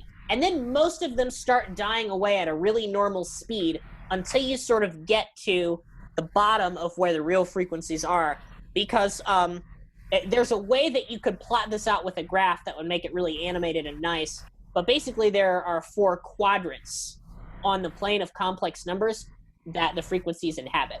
You can either have a real frequency with a negative imaginary frequency, a negative real frequency with a negative imaginary frequency, a negative real frequency with positive imaginary frequency, or a positive real frequency with a positive imaginary frequency. Sure. So those are sort of the ways which I can use the pitches together. I see. I hope I didn't talk your ear off there. Oh, not my ear off. Not my ear off. But I'm not your average listener. Bye, listeners. It was nice knowing you. Sorry about that rant. We're back. Not me. 12 people. They never tell you this, on your notifications. 12 people have just unfollowed you. Stephen Weigel. Sad. No, I think it's fascinating, and I think that but it also speaks to this kind of this general thing happening in Zen harmony, where we're exploring the vast depths of tuning space, and then realizing there's not actually much out there, or there's not as much out there as it seems, or that then you start reaching the limits of human perception. So, I mean, because when I'm hearing you describe this, and I'm thinking, okay, so it's like the tuning, when you put it on the imaginary circle or the complex plane, Yeah.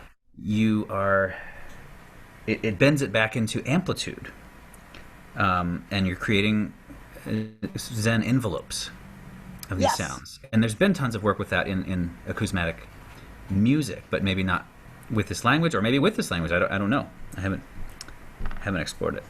I haven't researched it either. I definitely would like to know if somebody has done a similar thing. I think Paul Ehrlich mentioned that somebody had done it before, but they probably did it in a different way. I'm sure, yeah. And there's this funny phenomenon with sort of citizen research, where you think you're doing something that no one else is doing, but because you're using different language than everybody else, you wouldn't know if you were doing the same thing or a different thing. Right. So that's why I really like that there are more and more microtonal conferences, and why I try to follow cybernetics as well, which is an interdisciplinary discipline, and many other interdisciplinary and transdisciplinary things. They're trying to find the connection of all these weird effects all over, and I don't know, just move towards, like, what's the biggest picture that we can really get. What helps with that kind of pitching across the lines between disciplines is how friendly, kind of user friendly, you can make these things, and you've really made a pretty friendly experience, or as friendly as this kind of math gets with these tracks, because they have things like drum tracks, they have things like melodies and harmonies, and they're using things we think of as timbres, things we think of as musical sounds. So it's like it's a bunch of exploration that sounds like music. Yeah, that's the hope, is that, like, it's still, like, because I feel like there are a lot of ways that you can make music, music, but be very explorative. It just depends on, like, how square you want to be. And some of the pieces are really square. Like the ones, like there's kind of a thing I think you want to do where, if you're trying to expose people to new parameters in music that they've never explored or heard, you make some of the other parameters less adventurous. Sometimes I believe in that, and sometimes I don't. But in this one, I definitely did, in this album. So I tried to make a lot of the meter pretty, well, not straight ahead, but, like, I tried to have, like, recurring patterns as much as I could tolerate, since I don't do that a lot. But what I like to do is, well, no, I kind of think, what's the word? Broadly, or more generally about it, thinking about Ivor Dareg's original formulation of Zen harmonics as being not only this Xenos alien strangeness, but also the Xenia, the hospitality. These strange tunings, you find the friendly spots.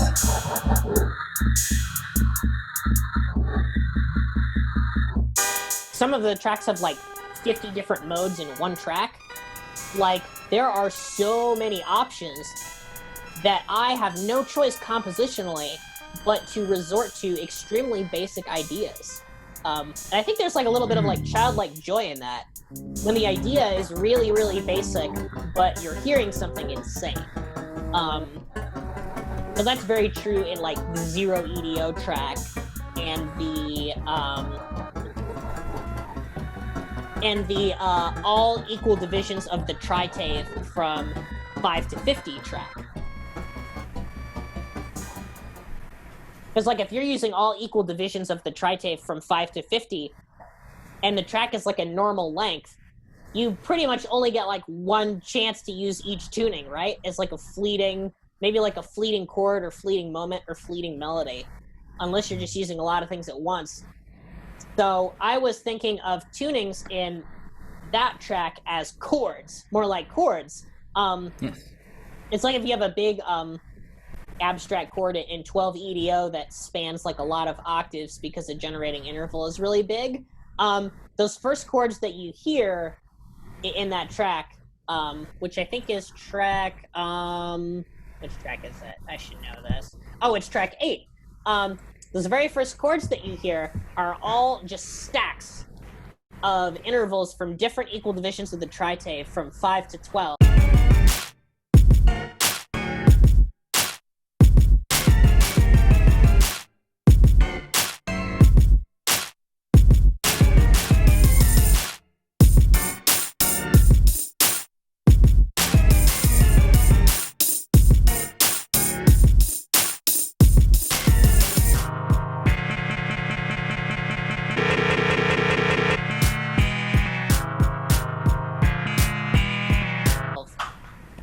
But the rhythm is really, really cookie cutter.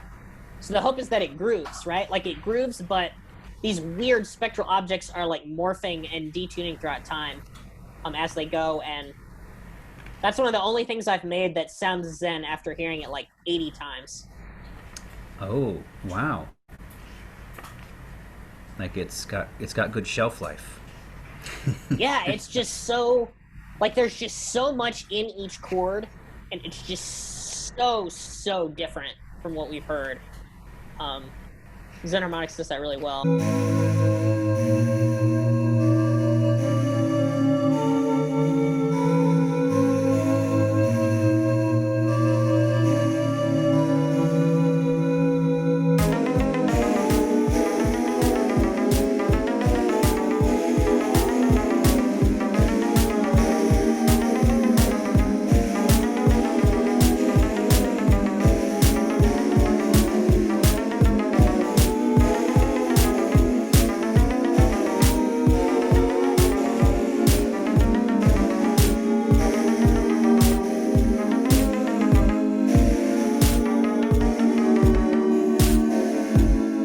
About familial stuff. I think another thing I can mention about my family is since I live with my girlfriend now and have jobs of my own and I'm not constantly visiting them as much, they are more appreciative of what I do and like they attempt to look at my online material.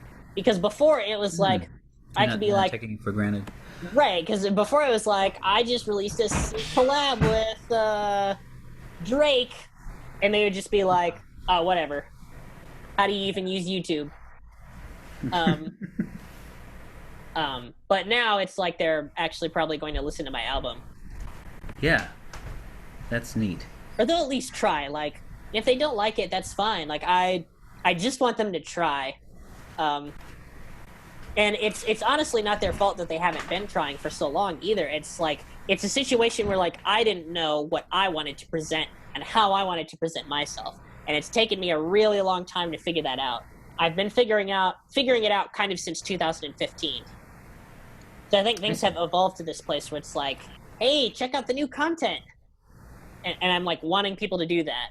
And before it was kind of like, I didn't really know what that was. Yeah. Yeah, and it's so easy to be a maker and a writer of things and just be kind of spraying stuff in every direction. Not taking a conscious attitude, and it takes some time to figure out, this is my audience or this is my market. I mean, it's also that who you hang out with shapes the kind of music that you end up wanting to make sometimes. Yeah, I agree with that for sure. That's happened to me a lot. In fact, I think that is part of the idea for this album. You'll notice that as influences, I thank Satie and Christopher Bailey. Because, like, I remember how funny it was that Christopher Bailey, when he was talking to me about fixed media, I was just so amused by his ideas of how to ruin the medium and upset the genre.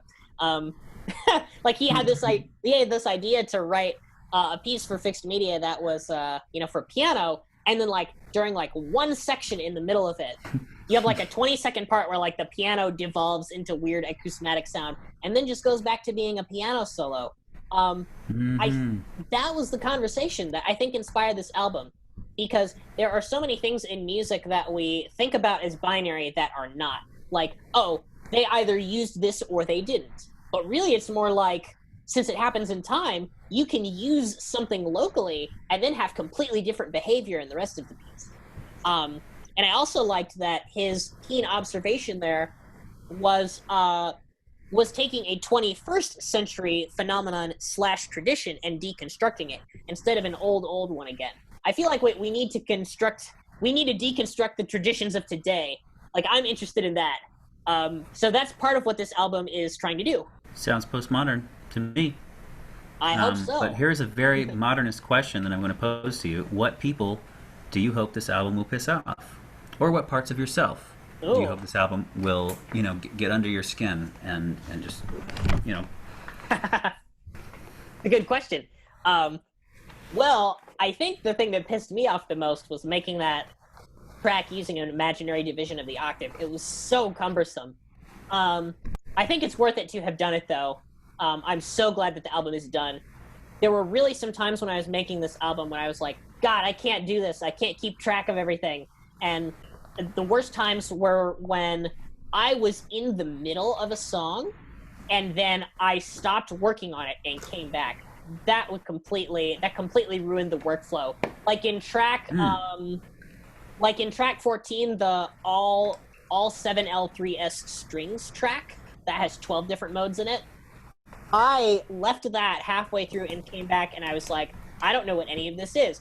I had written it all down on a piece of paper. And then I completely changed my approach so that I generated 10-note sets from Scala instead of generating EDOs and playing subsets. So my approach even changed in the second half. So that was that was what pissed me off, which is fine because the album's done now. Now, people I hope to piss off. Well, I don't know. I guess I hope to piss off anyone that has a bad view about things, to shake them into a good view, not because of any sense of mischief or sense of fun, although I think that can go along with it. I think that's probably the best reason to get someone mad, in my opinion, is to get them to think about something they haven't thought about before, and maybe it's really not so bad. I don't know if this album will really actually be genuinely offensive to anybody, but I think there will be a lot of people who are highly theory-oriented who will be upset at some use of the terminology just because the definitions haven't extended that far yet and they haven't been clarified that much yet. I always talk about the idea, in 1200 EDO, of using 12 EDO and then having one note that's a cent off of any of the notes to make use of the tuning. But I actually didn't do that in this album at all as an idea. But it serves to illustrate how things, again, aren't binary. We have 12 EDO, we're in 12 EDO, and let's say at an extremely short moment in the piece, we use that one note that's in 1200 EDO. Now we have to change the label from 12 EDO to 1200 EDO in this short amount of time. That's just so bizarre to me. And just the language of subsets of EDOs and things like that were what I was interested in. I hope that that people get particularly upset at the Googleplex EDO track, because I just use 100 EDO, but it's a subset of Googleplex EDO, so I can call it Googleplex EDO. It's like writing something. It's like writing something in 12 EDO and calling it 24 EDO. The idea is that since you can play it in 24 EDO and the numbers all work out, and it's a legitimate subset, that is legal to do. But if we don't make that... It sounds even related to a type of logical fallacy. I wouldn't know what to call it, but there's something there. I need to explore those in great detail. I'd really like to, if I was really logical and philosophical about it, I could go through all of the tuning definitions that I find flawed and incomplete and address those head on. And I've kind of tried to do it in the liner notes a little bit, which you read, but I haven't done it to the extent that I would like to do. I'd probably need to make more videos about it and stuff like that. To my knowledge, this is the only album that takes the definition of what it means to be in a tuning system and tries to break it. Like I think it's the only album that does that, or the only like long piece of music that does that. Well, it does sound like you'd be interested in some project of, I guess it's called a takedown. Yeah. Takedown of some tuning giant concepts, or at least exploring them. And I appreciate that you're wanting to challenge binaries of all types with this stuff. Yes. It sounds part and parcel of your what's the word? Modus Mantra. operandi. Yeah, modus operandi is better, since it's not a saying. Yeah, I should mention, by the way, that I have the utmost respect for all of the music theorists who have worked tirelessly on regular temperament theory and how that all comes together. And even though it is dense and numerical, it's not beyond the reach of people who want to enter in, but it can be made more accessible. And I hope to do that in the future, to kind of explain things with like animated visual concepts and music examples. And like John Moriarty is doing some of that right now. It's like if you are listening to this podcast and you haven't subscribed to John Moriarty on YouTube, you're making a mistake. So go subscribe to John Moriarty and then come back. And we're back. And it's also true that takedowns or critiques of things can often be an entree to somebody's curiosity about something. Yes. It's kind of a feature of clickbait titling too. Is pointing out the flaws of something, and then that gets the people in the door. It's all fruitful. Right. This album is all about abusing gimmicks and absurdity, and just like flaunting the ridiculousness of what can happen. I think people tend to shy away from the ridiculousness of using large tunings because they don't want people to think that their choice is arbitrary, or they don't want people to think that things are way too complicated. But I lately have delighted in thinking that everything is arbitrary and complicated. So I thought it was really fitting for the album. Because there are lots of theorists that I know that talk about really, really big numbered tunings and then never use them. And it kind of goes back to what McLaren would like to say about music, is that, silent numbers on a page are way less satisfying than the music itself, which I agree with on some level. I agree that we need to be making music with the concepts we're using, because that's ultimately the new thing that we want to discover. But there's so many interesting things to talk about with the mathematical theory as well. Maybe I'm just scared that people will be frightened away by the math of it, but I don't know. That might not even really be true. It's not even being frightened. It's just being less interested and like eyes glazing over, Yeah, and what if you intentionally wield that aesthetic of like super complexity? It's kind of like, I think with if the tunings are your song, your track titles, and I saw YouTube videos that had all these, I think that would titillate the curious passersby. But also maybe not. I just I don't really know the average person's stomach for things that they just don't understand. I think mostly people shy away from things that they just don't understand. And so, yeah, I mean, that's why I would recommend like going with the emojis as far as the titles, if they're going somewhere like YouTube. But right. And then there's like a thing that you can do where if somebody doesn't understand something, you can intentionally make it ridiculous so that nobody can understand it. And then maybe everybody feels like they're on the same level. Like that's kind of another thing I hope that this album would do, is like, if everything is completely ridiculous and insane and none of it matters, it's almost like it gets to a level where it's actually attention-getting instead of subtle. Yep. But yeah. And then the music itself actually at times isn't as complex as what the tuning would lead you to believe. Or the tuning is not made full use of, I guess. Or you don't use a majority of the notes in the tuning. Like, I think in the 1200 EDO track, I end up using almost 300 of the notes. Wow. But I would have to check on that. Which track again? The 1200 EDO track, the very first one. Yeah, so it's still pretty. It's something to contend with. Let's get deep as deep as we can in a few minutes into one more track. Let's go to that one we were going to do. Track 14. Yes, track 14. Yes. Which is the ooh face, the face, the huh face, the ouch, the I'm tired of this, and then the kissies. 7 emoticons. So we've got the numerology of 7 is clearly established. We're doing. We got the 7 chakras happening.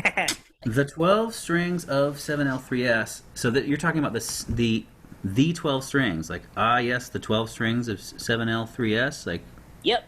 There's only 12 of them because if you try to move around L's and S's and juggle them left and right, you only have 12 possible orderings. That's right. You've only got 12. Talking about MOSs and mod MOSs, right? All of them. Go on. Yes, and I don't understand mod MOSs very deeply. Like, that's definitely a question for, somebody like John Moriarty, actually, or Lillian Hearn. But I've got a little bit of an edge on it. But yeah, it goes on. So it might be that, like, some of those 12 strings aren't mod MOSs. But basically, the MOS or MOS theory, like, results from generating scales in a certain way. Usually rank 2 temperaments. And then mod MOSs are scales that alter those MOS scales in a certain way. And writing out all of the strings of something is a completely different mathematical problem that I was interested in. It's like this.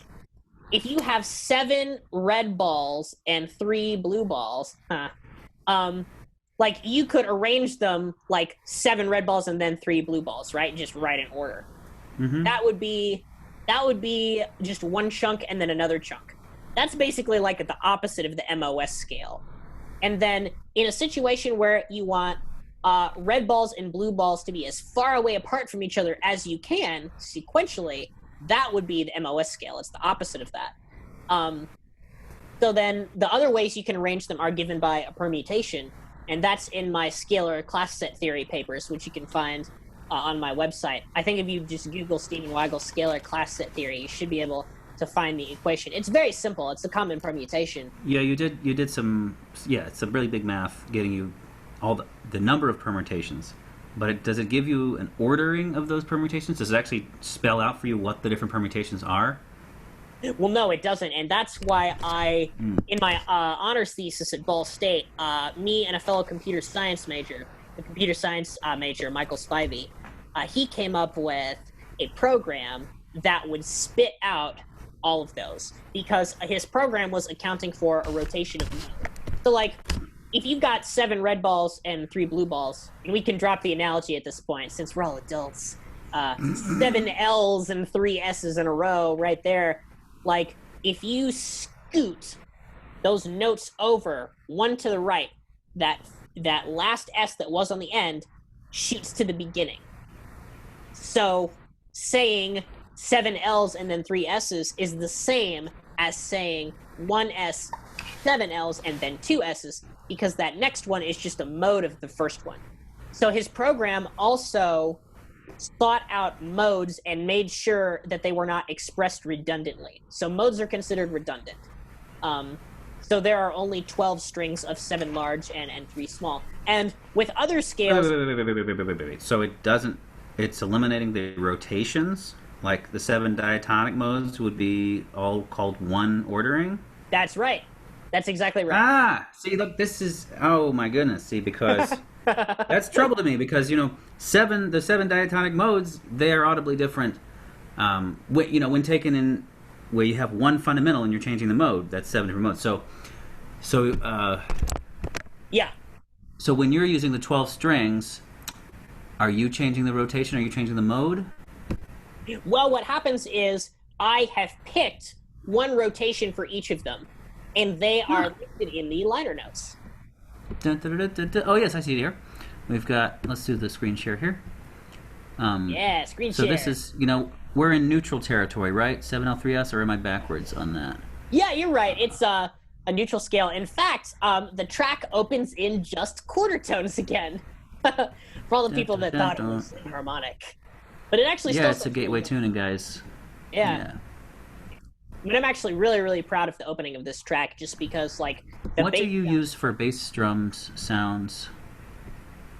let's see. I have like this cheap little, or no, it's free. I have a drum plugin that I use called Drum Pro, and I've just been using it for everything. And in order to make it not sound like a pro. Right, yeah. I often just try and automate parameters. But usually it still just kind of sounds like MIDI. So I have to get better at using drums, I think. But... Okay, so this is actually quite a nice little... I mean, this is a... Can you screen share so that we can see it in the recording? Oh, I thought I was, yeah. Over here... And like, that's a fun... You know, that's a fun tooty line, just to get everybody singing.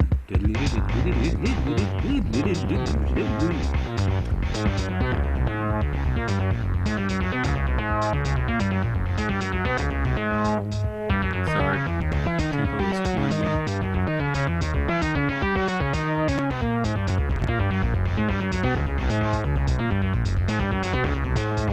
I mean, there's just so much to be unpacked here, because like even a single one of these 10-note patterns, of which you've used 12, in addition to each of them having 10 rotations, 10 modes, each one of those has a different tuning. Like it could be expressed in quarter tones, it could be expressed in 31. That's right. And so on, right? Yeah, that's exactly right. That's why the file is absolutely massive. It's like we're getting just these cross sections of these very dense spaces, possibilities. With cheesy drums. Yeah, and you hear that like screaming part up above. I tried to like, there were lots of situations where I would slide between different intonations. And I also did this in the one that had all equal divisions of the tri-type. Cool. The part you're on right now, by the way, is the part that uses 31 EDO.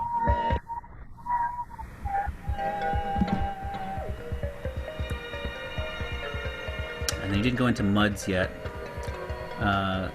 in the liner notes, but it's... Can you explain MUD? So most unevenly distributed would be, okay, on the other end. Maybe this is what you were saying. On the other end of the spectrum, where everything is completely separated out. You're exactly right. Yeah, that's what the MUD is. In fact, so that creates the most MUD spectrum of spectrums. Yeah, and the MUD is really, really easy, because the MUD is just a bunch of all of one of the kinds of steps, and then the other kind of step in another bunch. And what happens is, the computer program that Michael Spivey used to figure this out, it lists things in order of MUD to MOS. So the very first mode is MUD, and then maybe one S is scooted over, and then another S is scooted over, and then it starts scooting the other, with the second S over a little bit, and so then that's a different thing. So there is a continuum of angularity, where the MUD is the most angular possible mode because it's all uneven and bunched up, and the MOS is the most evenly distributed. So you do not see that continuum in the liner notes there, because I use the modes out of order that they are listed in the computer program, and I also have changed the modes sort of on each one to do the mode that I want. But all of the modes look really similar in the computer program. I think the MUD is always listed as all the L's and then all the S's, and then the second one would just be they take that third to last S and just switch it with the L that's next to it, and so on.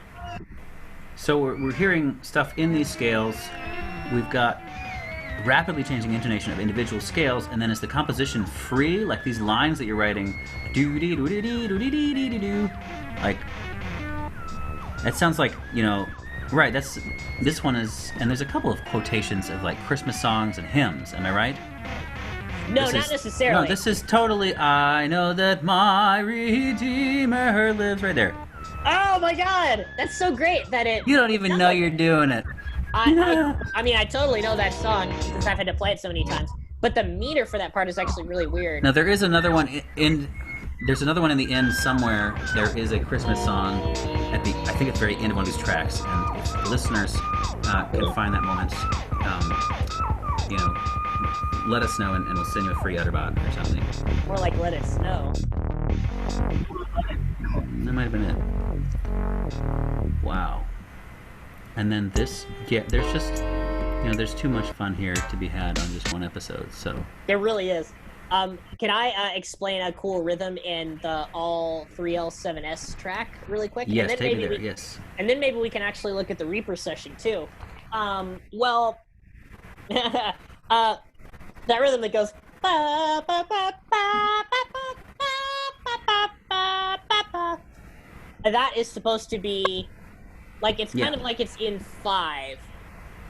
Ba, ba, ba. Or wait. Oh no, sorry, it's actually in 6. Ba, Is it 2 and 2 or? ba, ba, ba, ba, ba, Oh, 3 plus 1, 2, 3, 1 4, plus 2. 5, 6, 1, 2, 3, 4, 5, 6. And then later it appears in 7 and in 5. So that's why at the end it sounds a little bit different. And then Yeah, that's rhythmic. God, what's that called? Yeah, that thing. I wonder what you would call that. I guess you could call it augmentation. Well, where we have a rhythmic pattern, and then you're changing, according to a moment of symmetry structure. Is that what you're doing? Well, the rhythm doesn't correspond with any of these kinds of structures at all. The polyrhythms are sort of completely different things. So there's polyrhythms of 3, 10, and 14 in the drum beat, and each of the drums that I'm using occupies a different little stream of that. So I think that the kick drum is occupying a 3, so it's just going 1, 2, 3, 1, 2, 3, 1, 2, 3, 1, 2, 3, 1, 2, 3, 1, 2, 3, 1, 2, 3. So it's just pulsing forward. Okay.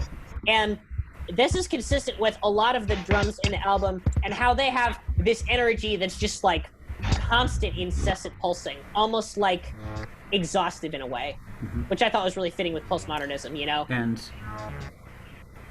yeah, and I think I see kind of two directions. Maybe Kyle Gann pointed out one time, sort of additive versus divisive polyrhythms.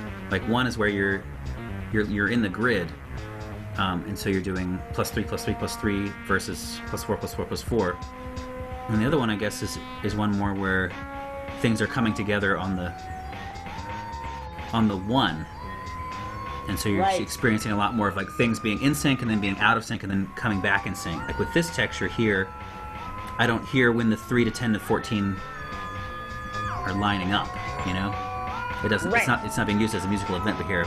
But this is just. But everything is in that grid. Yes, it is in that grid. It's just very. It lines up. So that's Well, if things line up on this. It's a totalist rhythmic concept. Yeah, for sure. And there's a lot of cool things happening with rhythm on this album too, and I'd love to talk about those. Can we actually flip over to my Reaper session really quick? I want to show you Let's something. do it. Okay, cool. So, I've got all 12 strings of 7L3S, and I can use different intonations from those. So what I'm going to do is I'm just going to show you how many tracks I have and how many different EDOs I used, and then I'll show you something else special. Okay, so, sharing the screen, here we go. Alright, can you see my Reaper? Yes. Okay, so here, as I scroll up, you can see that we have different EDOs that are kind of on a spectrum. It's we have 47 EDO, 37 EDO, 27, 24, 31, 38. And those were kind of the ones that I was using. But then I just have Moss low and Moss high, and then some of these other ones, they have names that 5, have 3, to do 1 liquid. Yeah, 38 EDO liquid, and then here these are liquid synths, but then 9 to 8. Let's see, 9. Oh, 8 to 7 just means 8 steps for large and 7 steps for small. Okay. So then this is yet another continuum, because I stopped my workflow here and lost track of everything, so I had to make more tracks. Nah. So the stem here is the combination of the exact same instrument, literally replicated almost 14 times in 14 different tunings, all consolidated to one track. And that's what the stem is there for. And then you've also got these other situations that are similar. All these different continuums of EDOs. And the reason that using the EDO is so useful is you can change the string that you're using really easily. But then if I made the scale... Oh, that's what this other name is here. See how there's a 9 here? If you look on the liner notes, this is using whatever the 9th mode is that I had. So this means Gotcha. 9th mode, 8 steps in the large, 7 steps in the small. So that's what kind of like all this code means here. Now here's what I wanted to show you. Something muddy happening here. At marker 8, I use the mud, but I can use these strings separately. And I usually do. Like, I'm usually using, like, maybe mode 1, and then, like, the second one, and then the third one. And then there are some weird overlaps where, like, I use the 5th and the 6th mode at the same time to get them out of the way. Here, at this moment, I'm using a lot of the different ones in different intonations. So, you can hear...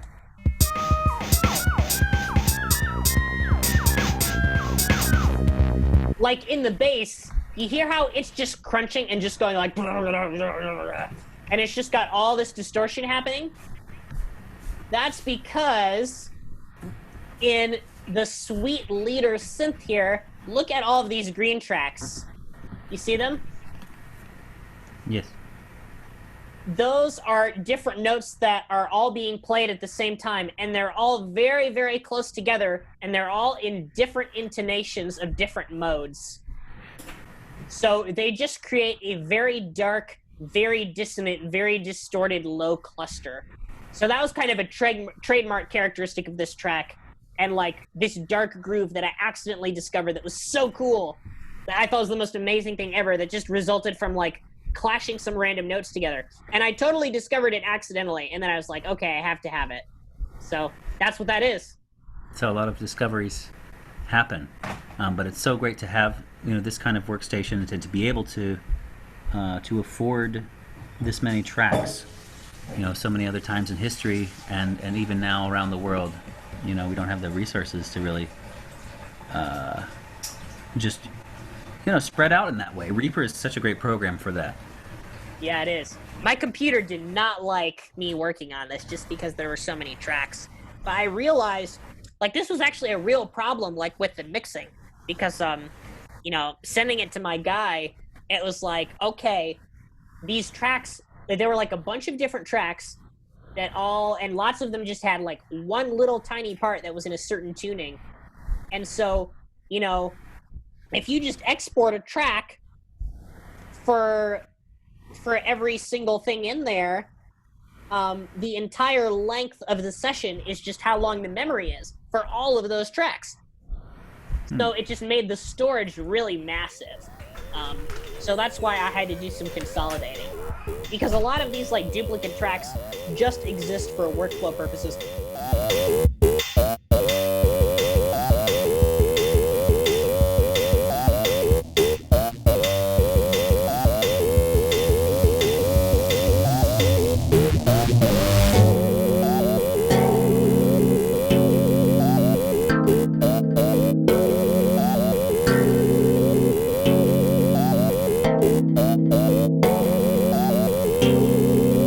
Thank you so much, Stephen, for showing us, your process and your workflow here. I'm really looking forward to this release, as I'm sure you are. Yes, me too. I'm looking forward to having it mixed and mastered by a professional so that nobody can whine about the production. The one thing that everybody whines about that I do. It's great to just have another set of ears. That's what I've learned is mastering it's something that just sort of by definition you can't do yourself. Yeah, you really can't. Because you can't switch out your other pair of ears. Right. Yeah. If only you could. Like I'm just totally too biased when I listen to my own stuff, and like even if I've made something and the production isn't like where it needs to be, sometimes that's like a charm of the sound, and then if I'm listening to it, sometimes that charm gets like baked in, and I still want it. Like if you worked on it any less, you would be able to do it, but then so it's just this kind of funny paradox. Oh gosh, it's gonna be so cool making this as a YouTube video, because I hope so. Okay, Jacob, I'll see you later. Take care, Stephen.